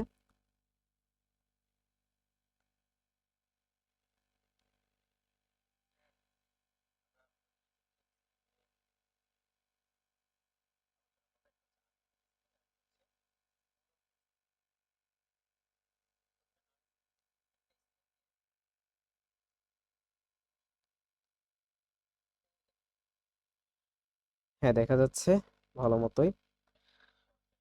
আশা করি কারো কোনো সমস্যা নেই। তাহলে আমরা নেক্সট এগিয়ে যাই। আহ, এখন এখানে আমরা নতুন একটা কনসেপ্ট পড়বো, সেটা হচ্ছে কনসেপ্ট না, নতুন একটা জিনিস, স্প্রিং সংক্রান্ত আর কি। এটা এই ধরনের ম্যাথ মাঝে মধ্যে চলে আসে। ধরো এটা হচ্ছে একটা স্প্রিং,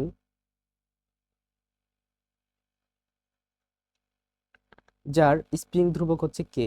এই স্প্রিং এর স্প্রিং ধ্রুবক কত, কে।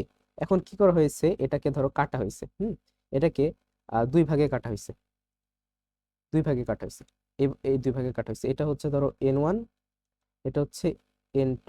মানে এই যে যে যে ভাগে যে দুই ভাগে কাটা হলো, এই অংশ দুটোর অনুপাত হচ্ছে N1:N2।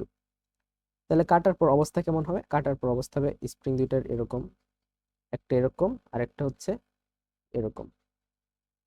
এখন দুইটার স্প্রিং ধ্রুবক কি সেম থাকবে, না। আগে যেমন ছিল তেমন থাকবে না। দেখো একটা বড় স্প্রিং যদি হয়, সেটাকে খুব সহজে টানা যায়, কিন্তু ওই স্প্রিংটাকে কেটে তুমি যদি ছোট করো, তাহলে দেখবা যে টানতে বেশি কষ্ট হচ্ছে। তার মানে স্প্রিং ধ্রুবক চেঞ্জ হয়ে গেছে। তার মানে যদি একটা স্প্রিং কে কাটা হয়, তাহলে তার স্প্রিং ধ্রুবক চেঞ্জ হয়ে যায়।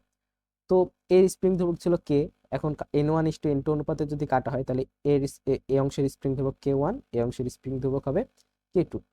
এখন K1 এর মান কত, K2 এর মান কত, এই রিলেটেড সূত্র হচ্ছে K1 নির্ণয় করছি না, তাহলে N1 নিচে, K2 যদি নির্ণয় করতে চাও তাহলে N2 নিচে, আর এগুলো সব same, N1 plus N2 into আগে যত ছিল স্প্রিং ধ্রুবক, মোট স্প্রিং ধ্রুবক। এটার ক্ষেত্রেও বাকিগুলো same, N1 plus N2 into এটা কি পড়লাম আমরা বলতো? এটা পড়লাম যে একটা স্প্রিংকে কেটে যদি 2 টুকরো করা হয় এবং কি অনুপাতে কাটা হয়েছে, n1:n2 অনুপাতে, তাহলে নতুন স্প্রিং ধ্রুবক কত হবে, তার ফর্মুলা। এবার তুল্য স্প্রিং ধ্রুবক। ধরো দুইটা স্প্রিংকে শ্রেণীতে রাখা হয়েছে, শ্রেণীতে। তার মানে কি? তার মানে এটা হচ্ছে কোন একটা, ধরো, ছাদ। এর সাথে একটা spring,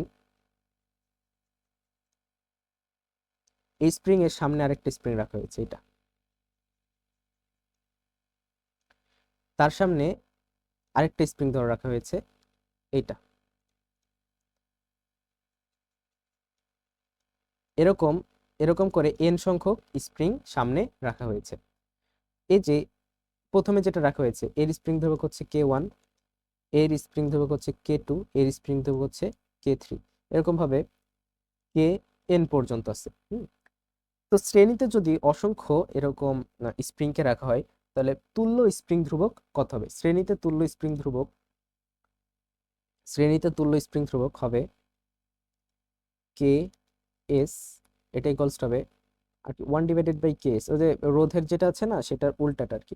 1/k1 plus 1/k2 plus 1/k3, এরকম যতগুলো থাকবে আর কি, সেগুলো 1/kn, এন পর্যন্ত থাকলে এন পর্যন্ত। এটা হচ্ছে শ্রেণীতে তুল্য স্প্রিং ধ্রুবক। কেস হচ্ছে শ্রেণীতে তুল্য স্প্রিং ধ্রুবক। শ্রেণীতে তুল্য স্প্রিং ধ্রুবক হচ্ছে কেস। আর সমান্তরালে সমান্তরালে বলতে কি বোঝাচ্ছে? ধরো এটা হচ্ছে, ধরো কোনো একটা দৃঢ় বস্তু, দৃঢ় বস্তুর সাথে এখানে একটা স্প্রিং বাঁধা হয়েছে, এখানে আরেকটা স্প্রিং বাঁধা হয়েছে,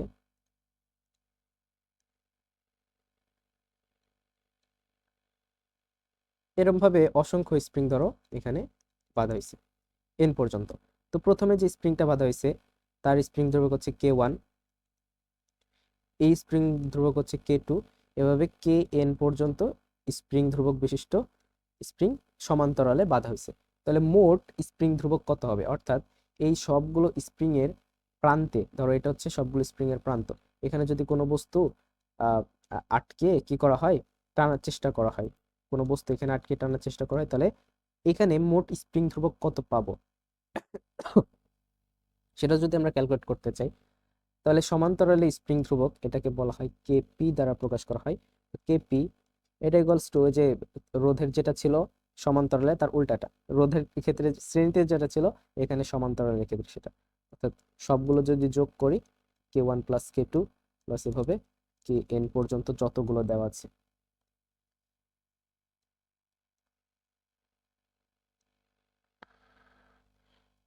আশা করি বুঝতে পারছো। তাহলে আমরা নেক্সট টপিকে চলে যাই। নেক্সট টপিক না, নেক্সট ম্যাথ। একটি স্প্রিং এর এক প্রান্তে ঝোলানো একটি ভরকে দ্বিগুণ করা হলে কম্পাঙ্ক কত? SUST, B unit, 9-10। বেশি মানে সাস্টের বি ইউনিটে যা যা আসছে সবকিছু এখানে এই ক্লাসে কমপ্লিট করেছি। সাস্টের বি ইউনিট, এ ইউনিট, এগুলোতে যা আসছে।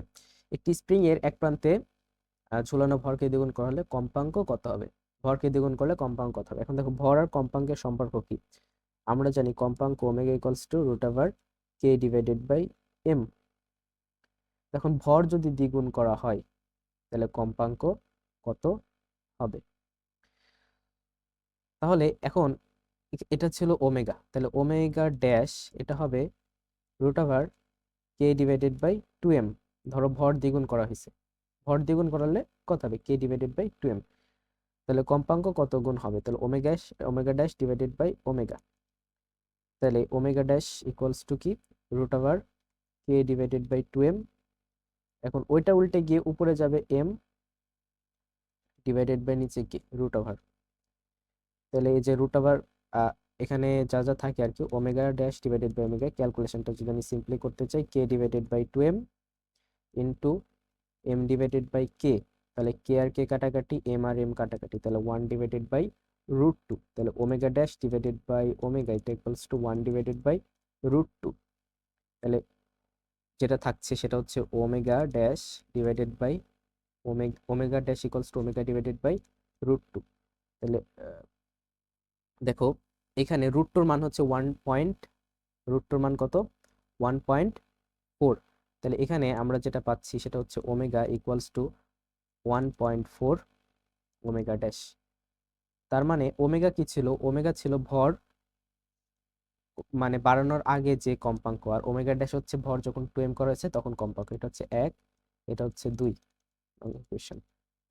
তো এই যে যখন ভর বাড়ানো হয়নি তখনকার কম্পাঙ্ক ভর যখন বাড়ানো হয়েছে তার কম্পাঙ্কের 4 গুণ বেশি। তার মানে ভর বাড়ালে কম্পাঙ্ক 1.4 গুণ কমবে, অর্থাৎ অ্যান্সার হচ্ছে ঘ, 1.4 গুণ কমবে। আশা করি বুঝতে পারছো।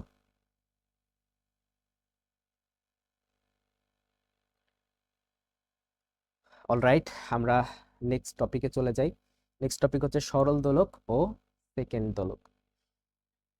তো এই যে আমরা যে পেন্ডুলাম নিয়ে এতক্ষণ আলোচনা করছিলাম, সেই বহুল কাঙ্ক্ষিত পেন্ডুলাম এবার আমরা বিস্তারিত পড়ব। এটাকে বলা হয় সরল দোলক, যেটা আমরা পড়ছিলাম এতক্ষণ এটাকে বলা হয় কি? সরল দোলক। সরল দোলক কিভাবে তৈরি করা হয়? একটা সুতার প্রান্তে একটা বব বেঁধে তৈরি করা হয়। তো এইখানে যে দোলকের সুতার দৈর্ঘ্য হচ্ছে স্মল এল। সুতার দৈর্ঘ্য কত? স্মল এল। এবং যে ববটা আছে ববের ব্যাসার্ধটা হচ্ছে আর। তো এই যে সরল দোলকের কার্যকরী দৈর্ঘ্য এল, সরল দোলকের কার্যকরী দৈর্ঘ্য এল, এটা হচ্ছে এই যে সুতার দৈর্ঘ্য প্লাস ববের ব্যাসার্ধ এর যোগফল। অলরাইট, তো আমরা নির্ণয় করতে চাই সরল দোলকের দোলনকাল।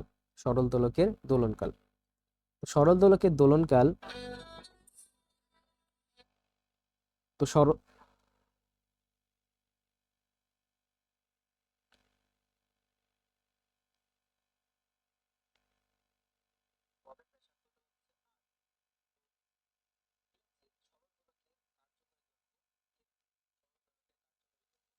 আমার কথা কি শোনা যাচ্ছে?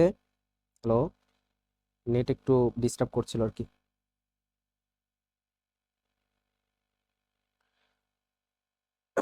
অলরাইট, তো সরল দোলকের দোলনকাল নির্ণয় করতে চাই। সরল দোলকের দোলনকাল হচ্ছে টি। সরল দোলকের দোলনকাল কি? T. T equals to 2 pi √ L divided by G. L কি? এল হচ্ছে কার্যকরী দৈর্ঘ্য এবং জি হচ্ছে অভিকর্ষ ত্বরণ। উপর দিয়ে সুন্দর করে হাইলাইট করে লিখে দিছি। জি হচ্ছে অভিকর্ষ ত্বরণ আর এল হচ্ছে কার্যকরী দৈর্ঘ্য। এল কি? কার্যকরী দৈর্ঘ্য। এটা হচ্ছে সরল দোলকের পর্যায়কালের সূত্র, খুব ইম্পর্টেন্ট, মাথায় রাখতে হবে। তো এখানে আমাদের কয়েকটা পয়েন্ট আছে, সেগুলো সম্পর্কে একটু জানতে হবে। এটা হচ্ছে আমরা কি পেলাম? সরল দোলকের দোলনকাল T equals to 2 pi √ L divided by G. L হচ্ছে সরল দোলকের কার্যকরী দৈর্ঘ্য এবং জি হচ্ছে অভিকর্ষ ত্বরণ।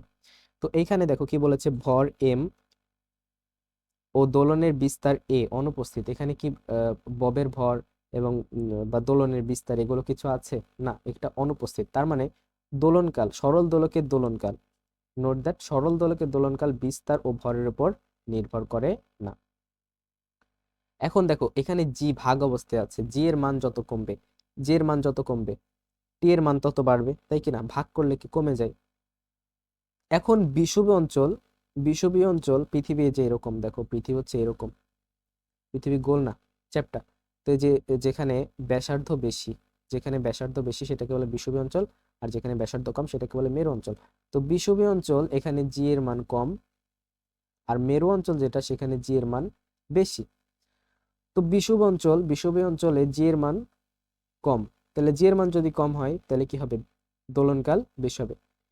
তো বিষুবীয় অঞ্চলে দোলনকাল বেশি। এখন দোলনকাল যদি বেশি হয় তাহলে ঘড়ি ধীরে ধীরে চলবে, অর্থাৎ বিষুবীয় অঞ্চলে ঘড়ি নিয়ে গেলে দেখা যাবে ঘড়ি ধীরে চলছে। মেরু অঞ্চলে জি এর মান বেশি। এখন জি এর মান যদি বেশি হয় তাহলে কি হবে? দোলনকাল কম হবে। দোলনকাল যদি কম হয় তাহলে ঘড়ি দ্রুত চলবে। দেখো সময় যদি কম হয় সেই সময়টাকে ব্যাকআপ করার জন্য ঘড়ি দ্রুত চলতে থাকে। পাহাড়ের চূড়ায় বা খনিতে দোলক ধীরে চলে। গত ক্লাস যারা করেছিলে মহাকর্ষ বিকাশের গত দিন যে ক্লাসটা নিয়েছিলাম, সেখানে আমি পড়াইছিলাম যে এইচ উচ্চতায় অথবা এইচ গভীরতায় অভিকর্ষ স্তরণের মান কমে যায়। পাহাড়ের চূড়া যখন পৃষ্ঠ থেকে, পাহাড়ের চূড়ার উচ্চতা তো বেশি পৃথিবীর পৃষ্ঠ থেকে, তার মানে পাহাড়ের চূড়ায় অভিকর্ষ স্তরণের মান কত কম পৃষ্ঠের তুলনায়। এবং খনি কোথায় থাকে? মাটির গভীরে থাকে, অর্থাৎ পৃষ্ঠ থেকে খনিতে অভিকর্ষ স্তরণের মান কম। তো সেখানে যেহেতু অভিকর্ষ স্তরণের মান কম, তো দোলকের দোলনকাল বেশি হবে এবং দোলক ধীরে ধীরে চলবে। মহাশূন্যে দোলকের দোলনকাল অসীম ও কম্পাঙ্ক শূন্য। মহাশূন্যে জি এর মান কত? শূন্য। মহাশূন্যে জি এর মান শূন্য।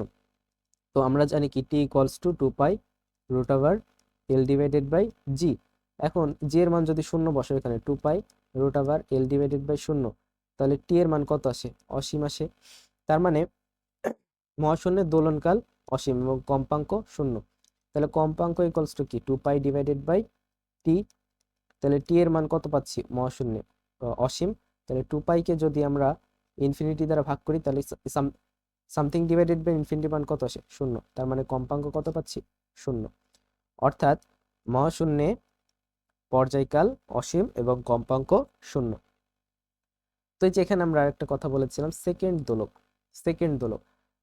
দোলক কোনগুলো? যে সকল দোলকের দোলনকাল 2 সেকেন্ড, সেগুলো হচ্ছে সেকেন্ড দোলক। দোলনকাল 2 সেকেন্ড বলতে কি বোঝাচ্ছে?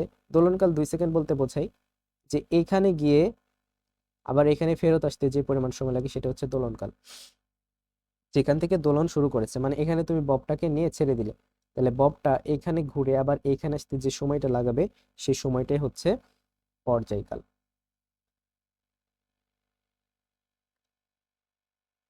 তো এই যে সেকেন্ড দোলকের ক্ষেত্রে কি হয়? সেকেন্ড দোলকের ক্ষেত্রে এক প্রান্ত থেকে অন্য প্রান্তে আসতে, মানে এখান থেকে এখানে আসতে 1 সেকেন্ড লাগে এবং আবার এখান থেকে এখানে যেতে 1 সেকেন্ড লাগে।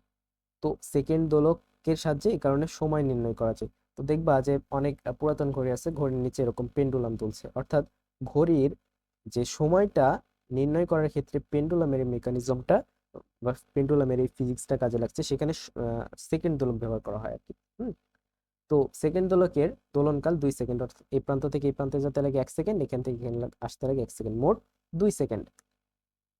তো যে দোলনকাল 2 সেকেন্ড হলে সেই দোলককে বলা হয় কি? যদি দোলনকাল 2 সেকেন্ড হয় তাহলে সেই দোলককে বলা হয় সেকেন্ড দোলক। অলরাইট। তো সেকেন্ড দোলকের কম্পাঙ্ক কত হবে সেটা যদি আমরা নির্ণয় করতে চাই, তাহলে ওমেগা ইকুয়ালস টু আমরা কি জানি? 2 পাই ডিভাইডেড বাই টি। এটা হচ্ছে ওমেগা। তাহলে 2 পাই টি এর মান সেকেন্ড দোলকের ক্ষেত্রে 2 সেকেন্ড, তার মানে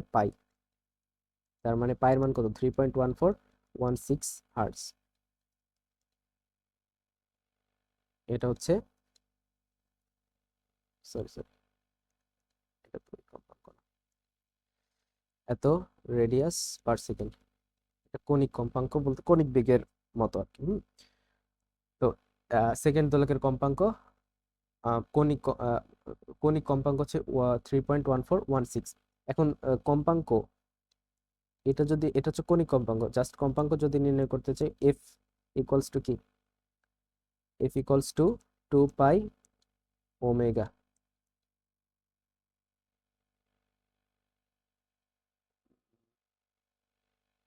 সরি এফ ইকুয়ালস টু, সূত্রটা হচ্ছে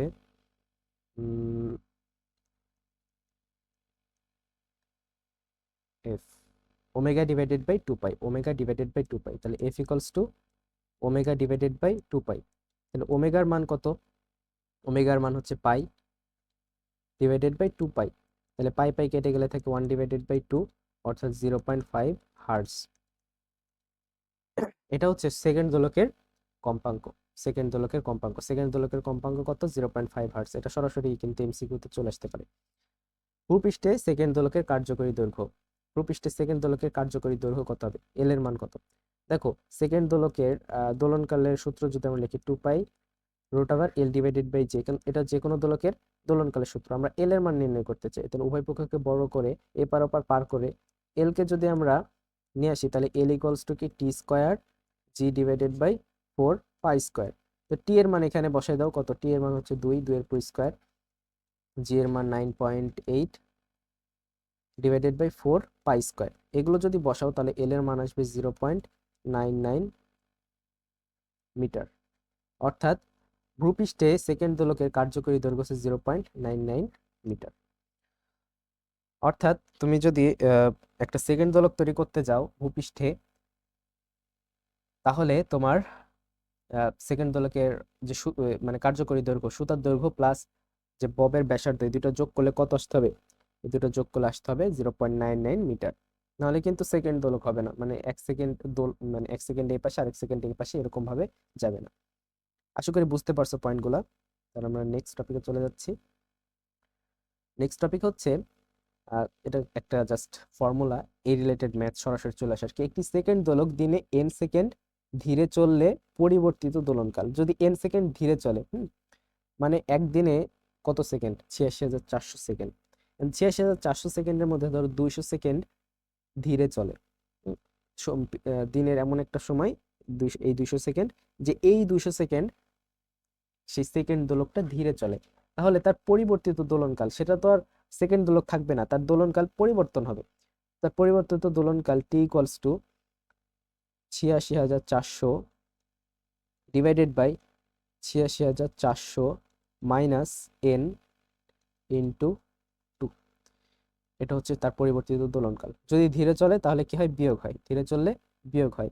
আর যদি দ্রুত চলে তাহলে যোগ হয়। এই যে পরের সূত্রটা এটা আর কি। যদি দ্রুত চলে তাহলে যোগ হয়।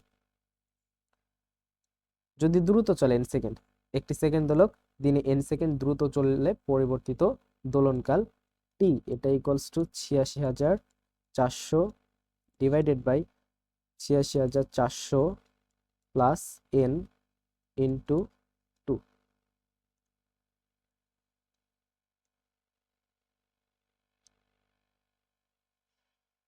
খুবই সিম্পল দুইটা সূত্র।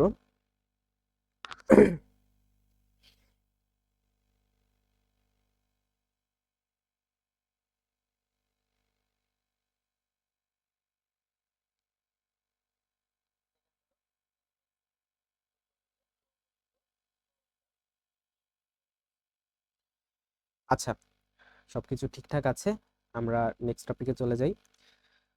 নেক্সট টপিক না, নেক্সট ম্যাথ কি বলেছে?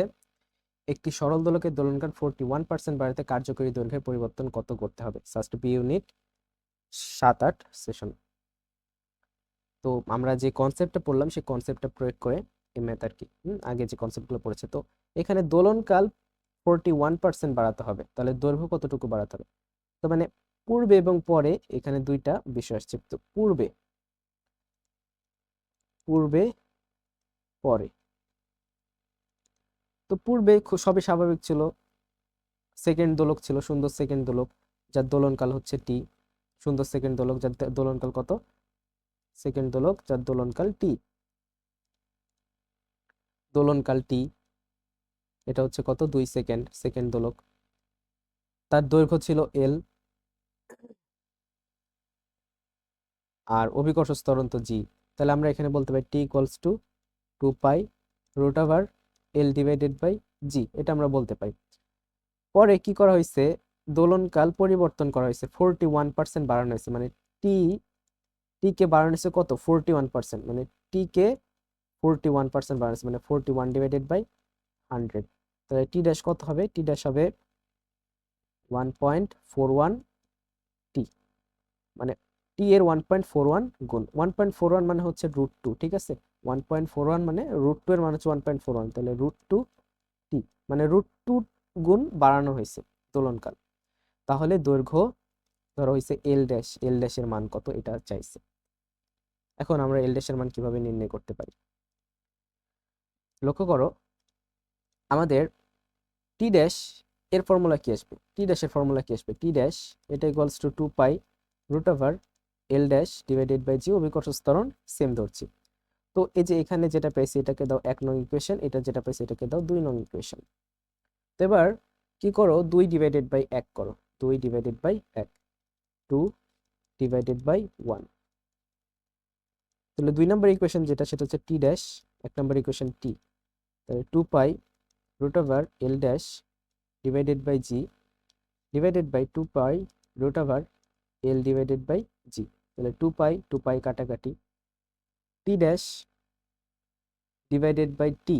এখন টি ড্যাশ এর এর ভ্যালু কত? টি ড্যাশ এর ভ্যালু হচ্ছে, দেখো আমরা বের করেছি √2t, তাহলে √2t ডিভাইডেড বাই টি। তাহলে এটা জি আর জি কেটে যায়, জি আর জিও কেটে যায়, তাহলে থাকে উপরে হচ্ছে √L dash divided by L. T আর টি কেটে যায়, উভয় পক্ষে যদি বর্গ করি তাহলে 2 ইকুয়ালস টু থাকে এল ড্যাশ ডিভাইডেড বাই এল, অর্থাৎ এল ড্যাশ ইকুয়ালস টু 2L। তার মানে পরিবর্তিত যে দোলনকাল নিয়ে যা হলো √2t-তে, মানে হচ্ছে √2 গুণ বৃদ্ধি করানো হলো দোলনকাল, তো এর জন্য দৈর্ঘ্য বাড়াতে হবে আগের দৈর্ঘ্যের 2 গুণ। আনসার হচ্ছে খ। আশা করি বুঝতে পারছো, খুবই সিম্পল একটা ম্যাথ।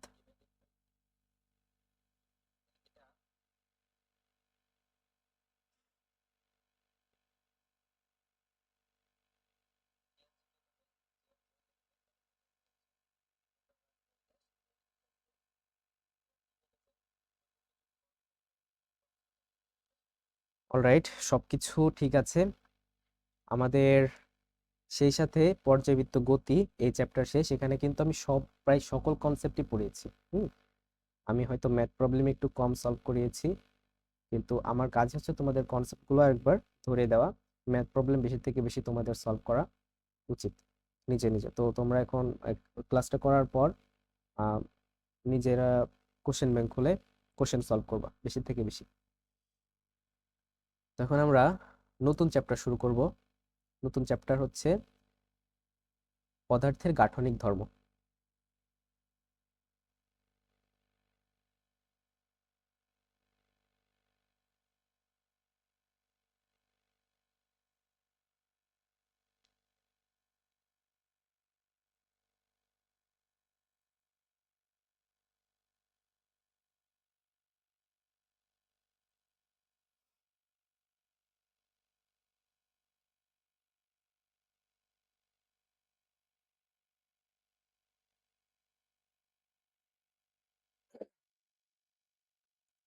অলরাইট, পদার্থের গাঠনিক ধর্ম, এটা প্রথম পত্রের 7ম অধ্যায়। এটার অর্ধেকটা সিলেবাসে আছে, অর্ধেকটা সিলেবাসে নাই। শর্ট সিলেবাসে অর্ধেকটা আছে, অর্ধেকটা শর্ট সিলেবাসে নাই। তো প্রথম টাইপ হচ্ছে স্থিতিস্থাপকতা সংক্রান্ত। আহ স্থিতিস্থাপকতা বলতে কি বোঝায়? স্থিতিস্থাপকতা বলতে ধরো এই যে এটা তুমি ইয়ারটা টানছো, একটা রাবারের ব্যান্ডকে টানছো, ছেড়ে দিলে রাবারটা আবার আগের জায়গায় চলে আসবে। কিন্তু যদি একটা লোহাকে তুমি বাঁকাও, লোহাটা কিন্তু আর আগের জায়গায় আসবে না। বা লোহার উদাহরণ না নিয়ে আমরা এটা করতে পারি, একটা কাদামাটি বা একটা কাচের তৈরি জিনিস, সেটাকে যদি তুমি বাঁকাও তাহলে সেটা কি ভেঙে যাবে। তো এখানে রাবারটা স্থিতিস্থাপক পদার্থ, অন্যদিকে যে ইয়েটা আছে আহ যে কাদামাটির অথবা তোমার কাচের যে আসবাবটা আছে, সেটা কিন্তু স্থিতিস্থাপক পদার্থ নয়। স্থিতিস্থাপক পদার্থ, কিন্তু তার স্থিতিস্থাপকতা অনেক বেশি। স্থিতিস্থাপকতা কোনো জিনিসের যত কম, সে জিনিস তত বেশি ইলাস্টিক হয়। তো আমরা এগুলো আস্তে আস্তে বুঝবো। অলরাইট, স্থিতিস্থাপকতা সংজ্ঞা কি দেখো, কি বলেছি স্থিতিস্থাপকতা। স্থিতিস্থাপকতা হলো কোন বস্তুর সেই ধর্ম যার ফলে বাহ্যিক বল প্রয়োগ করে বিকৃত করলে বল সরিয়ে নিলে বস্তুটি আবার তার আগের আকার ও আয়তন ফিরে পায়। তো স্থিতিস্থাপকতা হলো কোনো বস্তুর একটা ধর্ম।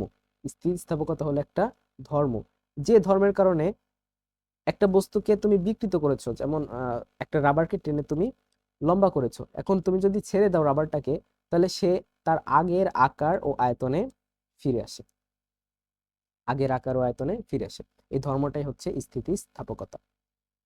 উদাহরণ এই যেখানে বলেছে রাবার ব্যান্ড টানলে লম্বা হয়, কিন্তু ছেড়ে দিলে আবার আগের অবস্থায় ফিরে আসে। এটাই হচ্ছে স্থিতিস্থাপকতা। স্থিতিস্থাপকতা একটি সংরক্ষণশীল বল। তোমরা কাজক্ষমতা শক্তিতে পড়েছো সংরক্ষণশীল বল কি, অসংরক্ষণশীল বল কি। স্থিতিস্থাপকতা একটা সংরক্ষণশীল বল। এগুলো জাস্ট এমসিকিউ এর জন্য দেখে রাখো। তাপমাত্রা বৃদ্ধিতে স্থিতিস্থাপকতা হ্রাস পায়। তাপমাত্রা বৃদ্ধিতে কি হয়? স্থিতিস্থাপকতা হ্রাস পায়। অবশ্যই তাপমাত্রা বৃদ্ধিতে স্থিতিস্থাপকতা হ্রাস পায়। যেমন তুমি হচ্ছে লোহা বাঁকানো যাচ্ছে না, কিন্তু তুমি যদি লোহাতে হিট করো, যেমন দেখো কামার লোহা বাঁকানোর আগে কি করে, লোহা অনেক উত্তপ্ত করে, উত্তপ্ত করার পর কিন্তু আঘাত করে যাতে খুব সহজে লোহাটা বেঁকে যায়। তার মানে উত্তপ্ত করলে স্থিতিস্থাপকতা হ্রাস পাচ্ছে, তার কারণে স্থিতিস্থাপকতা হ্রাস পাচ্ছে, তার কারণে কি হচ্ছে, আহ, লোহাটা বাঁকানো সহজ হয়ে যাচ্ছে। তবে ইস্পাত ও ইনভার, ইস্পাত ও ইনভার, ইনভার বলতে বোঝাচ্ছে কি, তোমার আয়রন আর নিকেলের সংকট, এর স্থিতিস্থাপকতা তাপমাত্রা পরিবর্তনে অপরিবর্তিত থাকে। মানে এই দুইটা জিনিস ইস্পাতের তাপমাত্রা পরিবর্তনে ইস্পাত আর এটা ইনভার, সরি এটা সিলভার লিখতে গিয়ে ইনভার হয়ে গেছে, ঠিক আছে, সিলভার লিখতে গিয়েছিল বোধহয়, ইনভার হয়ে গেছে। তো ইস্পাত এবং সিলভার এই দুইটা স্থিতিস্থাপকতা তাপমাত্রা পরিবর্তনে অপরিবর্তিত থাকে। তাপমাত্রা যদি বৃদ্ধি করা হয় তাহলে স্থিতিস্থাপকতা সাধারণত হ্রাস পায়, কিন্তু আহ, এই দুইটা ধাতুর ক্ষেত্রে তাপমাত্রা বৃদ্ধি করলে স্থিতিস্থাপকতা হ্রাস পায় না, সেমই থাকে। তো তাপমাত্রা এই যে এখানে একটা কোশ্চেনও করেছে, এটা কিন্তু অ্যাডমিশন টেস্টেরই কোশ্চেন, আমি এটা কোশ্চেন ব্যাংক থেকে নিয়ে আসছি। তাপমাত্রা বৃদ্ধি পেলে ইস্পাতের স্থিতিস্থাপক গুণাঙ্ক বাড়ে, ইনক্রিজ, ডিক্রিজ, রিমেন আনচেঞ্জড, না রিমেন আনচেঞ্জ। ইস্পাতের স্থিতিস্থাপক গুণাঙ্ক সেম থাকে, বাড়েও না কমেও না। অলরাইট, এগুলো হচ্ছে একেবারে মানে জাস্ট ইন্ট্রোডাকশন দিলাম এই চ্যাপ্টারের, আর কিছু ইনফরমেশন এখান থেকে কোশ্চেন আসতে পারে নাও পারে, জাস্ট জেনে রাখা আর কি। আমরা নেক্সট টপিকে চলে যাচ্ছি। নেক্সট টপিক হচ্ছে পীড়ন। পীড়ন কি? বাহ্যিক বলের ক্রিয়ায় কোনো বস্তুর বিকৃতি ঘটলে স্থিতিস্থাপকতার জন্য বস্তুর ভেতরে থেকে বাধা দানকারী প্রতিক্রিয়া বল সৃষ্টি হয়। বস্তুর একক ক্ষেত্রফলের ওপর লম্বভাবে প্রযুক্ত প্রতিক্রিয়ামূলক বলের মানকে পীড়ন বলা হয়। তার মানে তুমি কোন একটা বস্তুকে ধরো বিকৃতি করার চেষ্টা করছো, কোন একটা বস্তুর বিকৃতি করার চেষ্টা করছো, যেমন ধরো লোহাকে বিকৃতি করার চেষ্টা করছে, এটা ধরো একটা লোহার দণ্ড, লোহার দণ্ডের উপর তুমি একটা ফোর্স প্রয়োগ করেছো, যার মাধ্যমে তুমি লোহাটাকে বিকৃত করার চেষ্টা করছো, মানে লোহাটাকে বাঁকানোর চেষ্টা করছো। তাহলে কি হবে, লোহাটা বাঁকতে চাইবে না, তার মানে কি লোহাটাও কি করছে, বল প্রয়োগ করছে একটা, তাই না? তো এই যে প্রতিক্রিয়ামূলক যে বলটা, প্রতিক্রিয়া বল, একক ক্ষেত্রফলে যে প্রতিক্রিয়া বল প্রয়োগ করে সেটাই হচ্ছে পীড়ন। তো পীড়ন হচ্ছে, দেখো যে আহ, এই ক্ষেত্রফলে যদি বল প্রয়োগ করে এফ, তাহলে একক ক্ষেত্রফলে বল প্রয়োগ করবে কি, এফ ডিভাইডেড বাই এ। তাহলে একক ক্ষেত্রফলে যে বল প্রয়োগ করে সেটাই তো কি, পীড়ন। অর্থাৎ পীড়ন হচ্ছে বল ডিভাইডেড বাই ক্ষেত্রফল, অর্থাৎ P equals to F, F divided by A. F কি, এফ হচ্ছে বল, এ কি, এ হচ্ছে ক্ষেত্রফল। আশা করি বুঝতে পারছো। তো পীড়ন একেবারে সিম্পল সূত্র, পীড়ন হচ্ছে বল ডিভাইডেড বাই ক্ষেত্রফল, বলকে ক্ষেত্রফল দ্বারা ভাগ করলেই কি পাওয়া যায়, পীড়ন পাওয়া যায়। আহ, কোনো বস্তুর এই ক্ষেত্রফলে যদি এফ বল প্রযুক্ত হয়, তাহলে সেই এফ বলকে এই ক্ষেত্রফল দ্বারা যদি ভাগ করো তাহলে পীড়ন পাওয়া যাবে। আচ্ছা, এখন আমরা আরেকটা নতুন নাম দেখি, অসহ পীড়ন। অসহ পীড়ন মানে আর সহ্য হচ্ছে না এরকম, ন্যূনতম যে বলের ক্রিয়ায় কোনো বস্তু ভেঙে যায় বা ছিঁড়ে যায় তাকে বলা হয় অসহ ভার বা অসহ পীড়ন। অসহ তার না, এটা অসহ ভার, অসহ ভার বা অসহ ভার। ন্যূনতম যে বলের ক্রিয়ায় কোনো বস্তু ভেঙে যায় বা ছিঁড়ে যায় তাকে বলা হয় অসহ ভার। তো অসহ ভার আর অসহ পীড়নের মধ্যে সম্পর্ক হচ্ছে অসহ পীড়ন ইকুয়ালস টু অসহ ভার ডিভাইডেড বাই ক্ষেত্রফল। বোঝো বিষয়টা, বোঝো। যে পরিমাণ ন্যূনতম বল দিলে কোনো বস্তু ভেঙে যায় বা ছিঁড়ে যায়, তার মানে তুমি ধরো একটা রাবারে একটা বল দিয়ে টানছো, এখন অতিরিক্ত পরিমাণ যদি বল দাও তাহলে রাবারটা কি হয়ে যাবে, ছিঁড়ে যাবে। তো ওর নিচে একটা তুমি যত বল দিয়ে ছিঁড়েছো রাবারটা, সেই বলটাই হচ্ছে অসহ ভার, এবং সেই বলের জন্য যে পীড়নটা দিছে রাবারটা, মানে প্রতিক্রিয়ামূলক বল, সেটাই হচ্ছে অসহ পীড়ন। তো অসহ পীড়ন ইকুয়ালস টু অসহ ভার ডিভাইডেড বাই ক্ষেত্রফল। এখানে অসহ ভার বলতে যে এই বলটাই আসবে আগে, ক্ষেত্রফল পীড়ন ইকুয়ালস টু কি, পীড়ন ইকুয়ালস টু বল ডিভাইডেড বাই ক্ষেত্রফল। তো এই যে এখানে এই বলটা হচ্ছে অসহ ভার, মানে যে সর্বোচ্চ ভারটা, তাহলে অসহ ভারের জন্য যেটা পাওয়া যাবে, যে পীড়নটা পাওয়া যাবে সেটা হচ্ছে অসহ পীড়ন। অলরাইট, দৈর্ঘ্য পীড়নের ক্ষেত্রে এফ হলো দৈর্ঘ্য পরিবর্তন বরাবর প্রযুক্ত বল।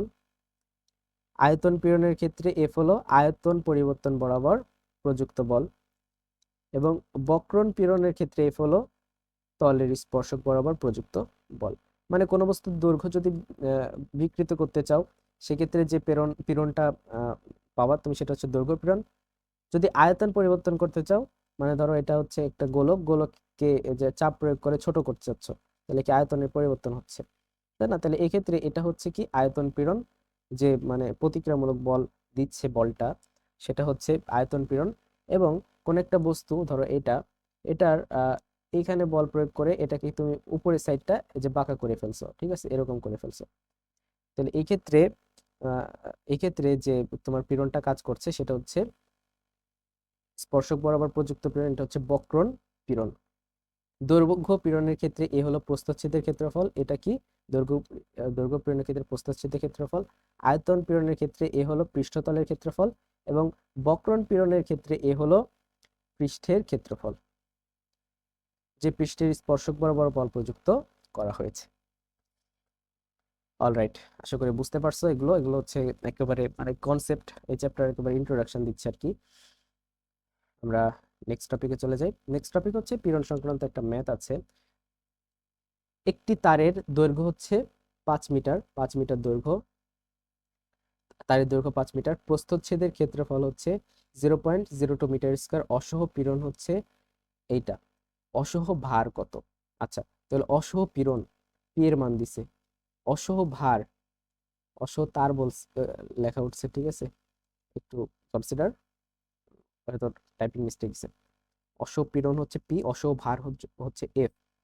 এখানে একটি তারের দৈর্ঘ্য দিছে কত? 5 মিটার। এটা লাগবে না আর কি, ইনফরমেশন তোমাকে বের করতে বলছে অসহ ভার কত, এফ এর মান কত। তাহলে আমরা পীড়নের সূত্র থেকে পড়লাম, পীড়ন পি এটা ইকুয়ালস টু বল ডিভাইডেড বাই ক্ষেত্রফল। এখানে বলটা হচ্ছে অসহ ভার আর পীড়ন হচ্ছে পি, তাহলে অসহ ভার এটা ইকুয়ালস টু, তাহলে কি হবে, পীড়ন গুণন ক্ষেত্রফল। পীড়নের মান কত দেওয়া আছে? পীড়নের মান দেওয়া আছে দেখো এটা 2.5 ইন্টু 10⁵ এবং ক্ষেত্রফল এর মানটা কত দেওয়া আছে? ক্ষেত্রফলের মান দেওয়া আছে 0.02 মিটার স্কোয়ার। তাহলে এটা যদি ক্যালকুলেশন করো তাহলে কত পাবা?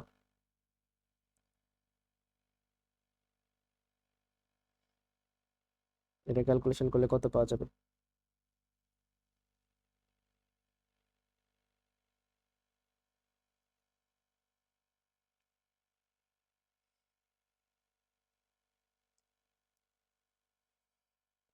Zero point zero two metre square.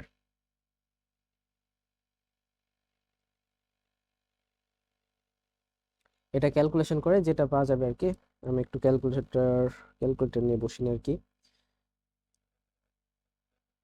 2.5 into 10⁻³ into 10⁵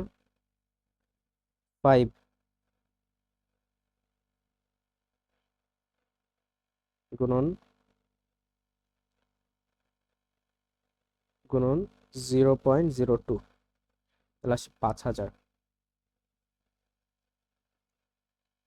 5,000 Newton. তাহলে 5,000 নিউটন এটা সে কি বল। তাহলে বল ইকুয়ালস টু কি এম জি 5,000। স্যার এখানে 0.02 আছে, তার মানে কত হবে? 500, দুঃখিত, এখানে হবে 500 নিউটন, একটা জিরো বাদ। তাহলে এখানে এম ভরটা কত আসছে? এখানে ভর আসছে 500 ডিভাইডেড বাই 9.8। অ্যান্সার হচ্ছে 500 ডিভাইডেড বাই 9.8, অ্যান্সার হচ্ছে এ। বোঝা গেছে? আশা করি বুঝতে পারছো।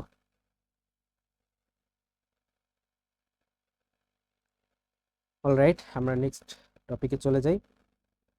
আমাদের নেক্সট টপিক হচ্ছে বিকৃতি।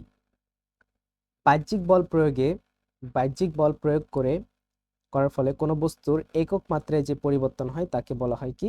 বিকৃতি। বিকৃতি 3 প্রকার: দৈর্ঘ্য বিকৃতি, কৃন্তন বিকৃতি বা মোচড় বিকৃতি, আর একটা হচ্ছে আয়তন বিকৃতি।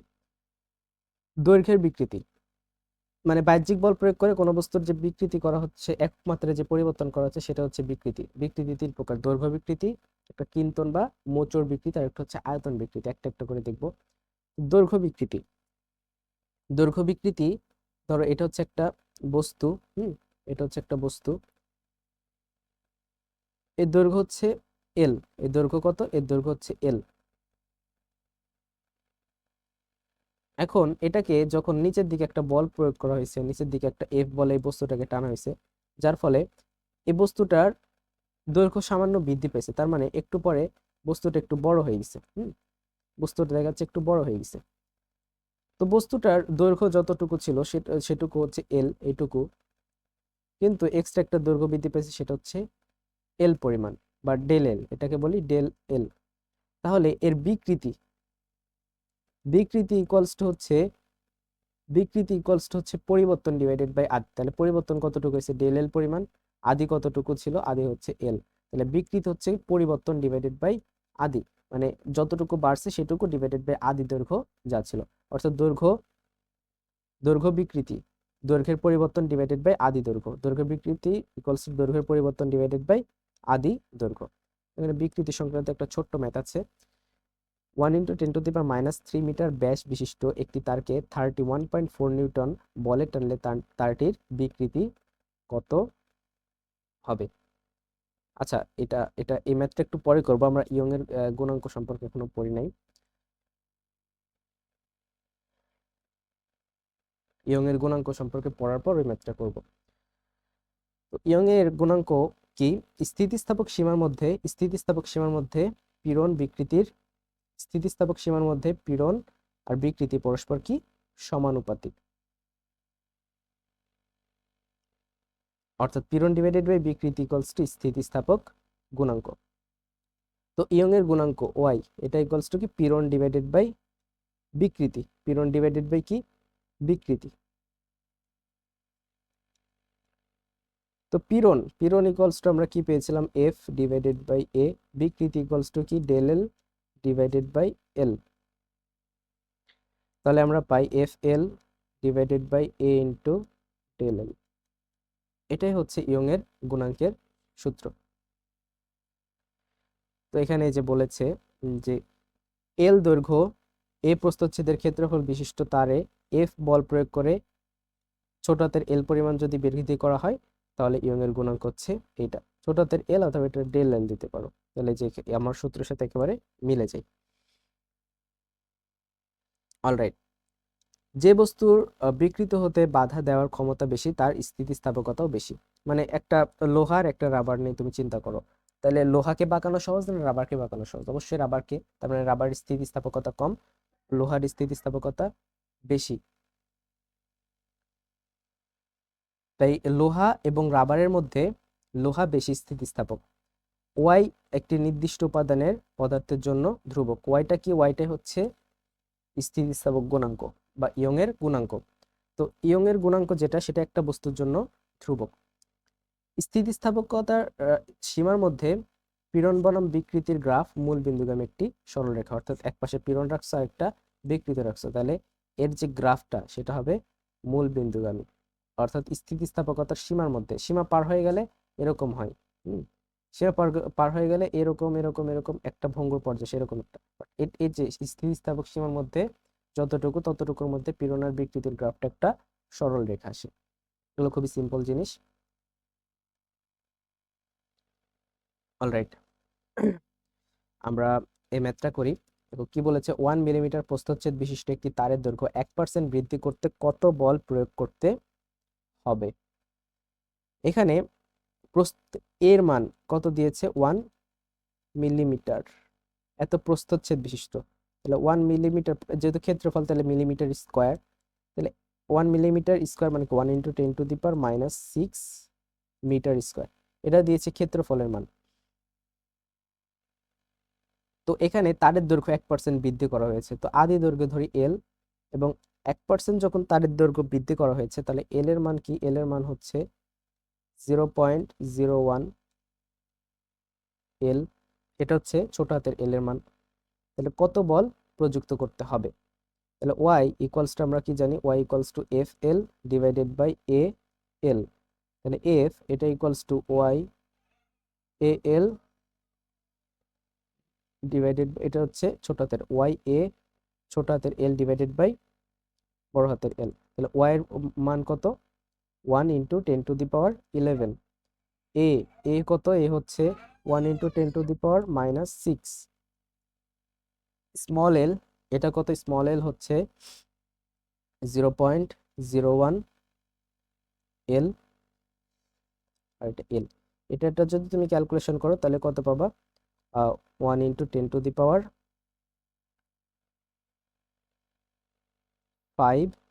× 0.01, তার মানে কত পাচ্ছ, 10⁻³ নিউটন। তাহলে অ্যান্সার কত, অ্যান্সার হচ্ছে সি, 10⁻³ নিউটন।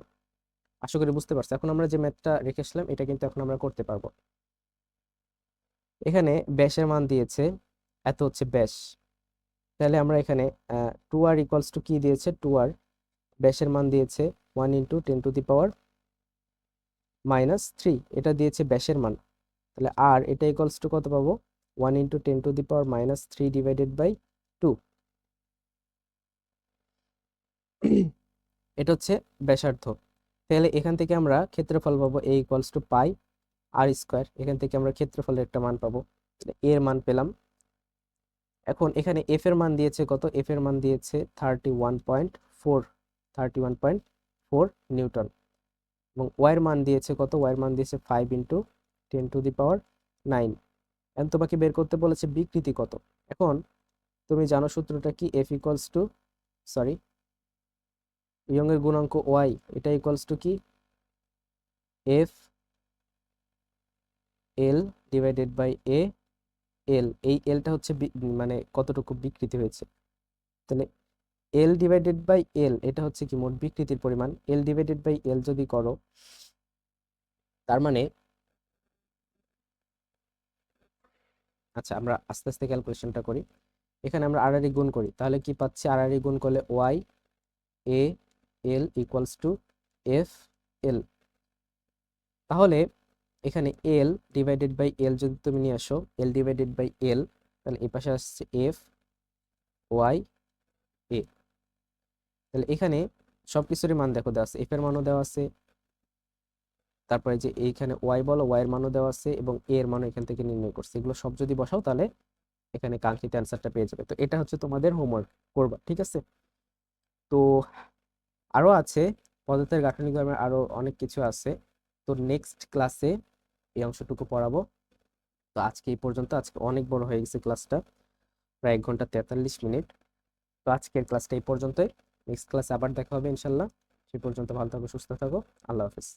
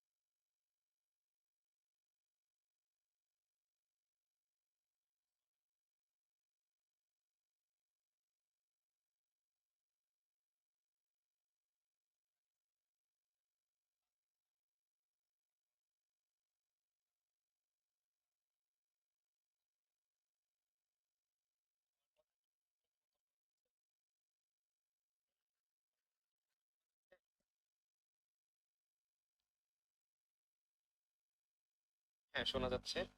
আমরা শুরু করতে পারি। অলরাইট, আবার আমরা প্রথম থেকে শুরু করছি। আমাদের বেশি তো আগে ছিল না, তো 5 মিনিটের মতো ক্লাস নিয়েছিলাম জাস্ট। তো আমরা আজকে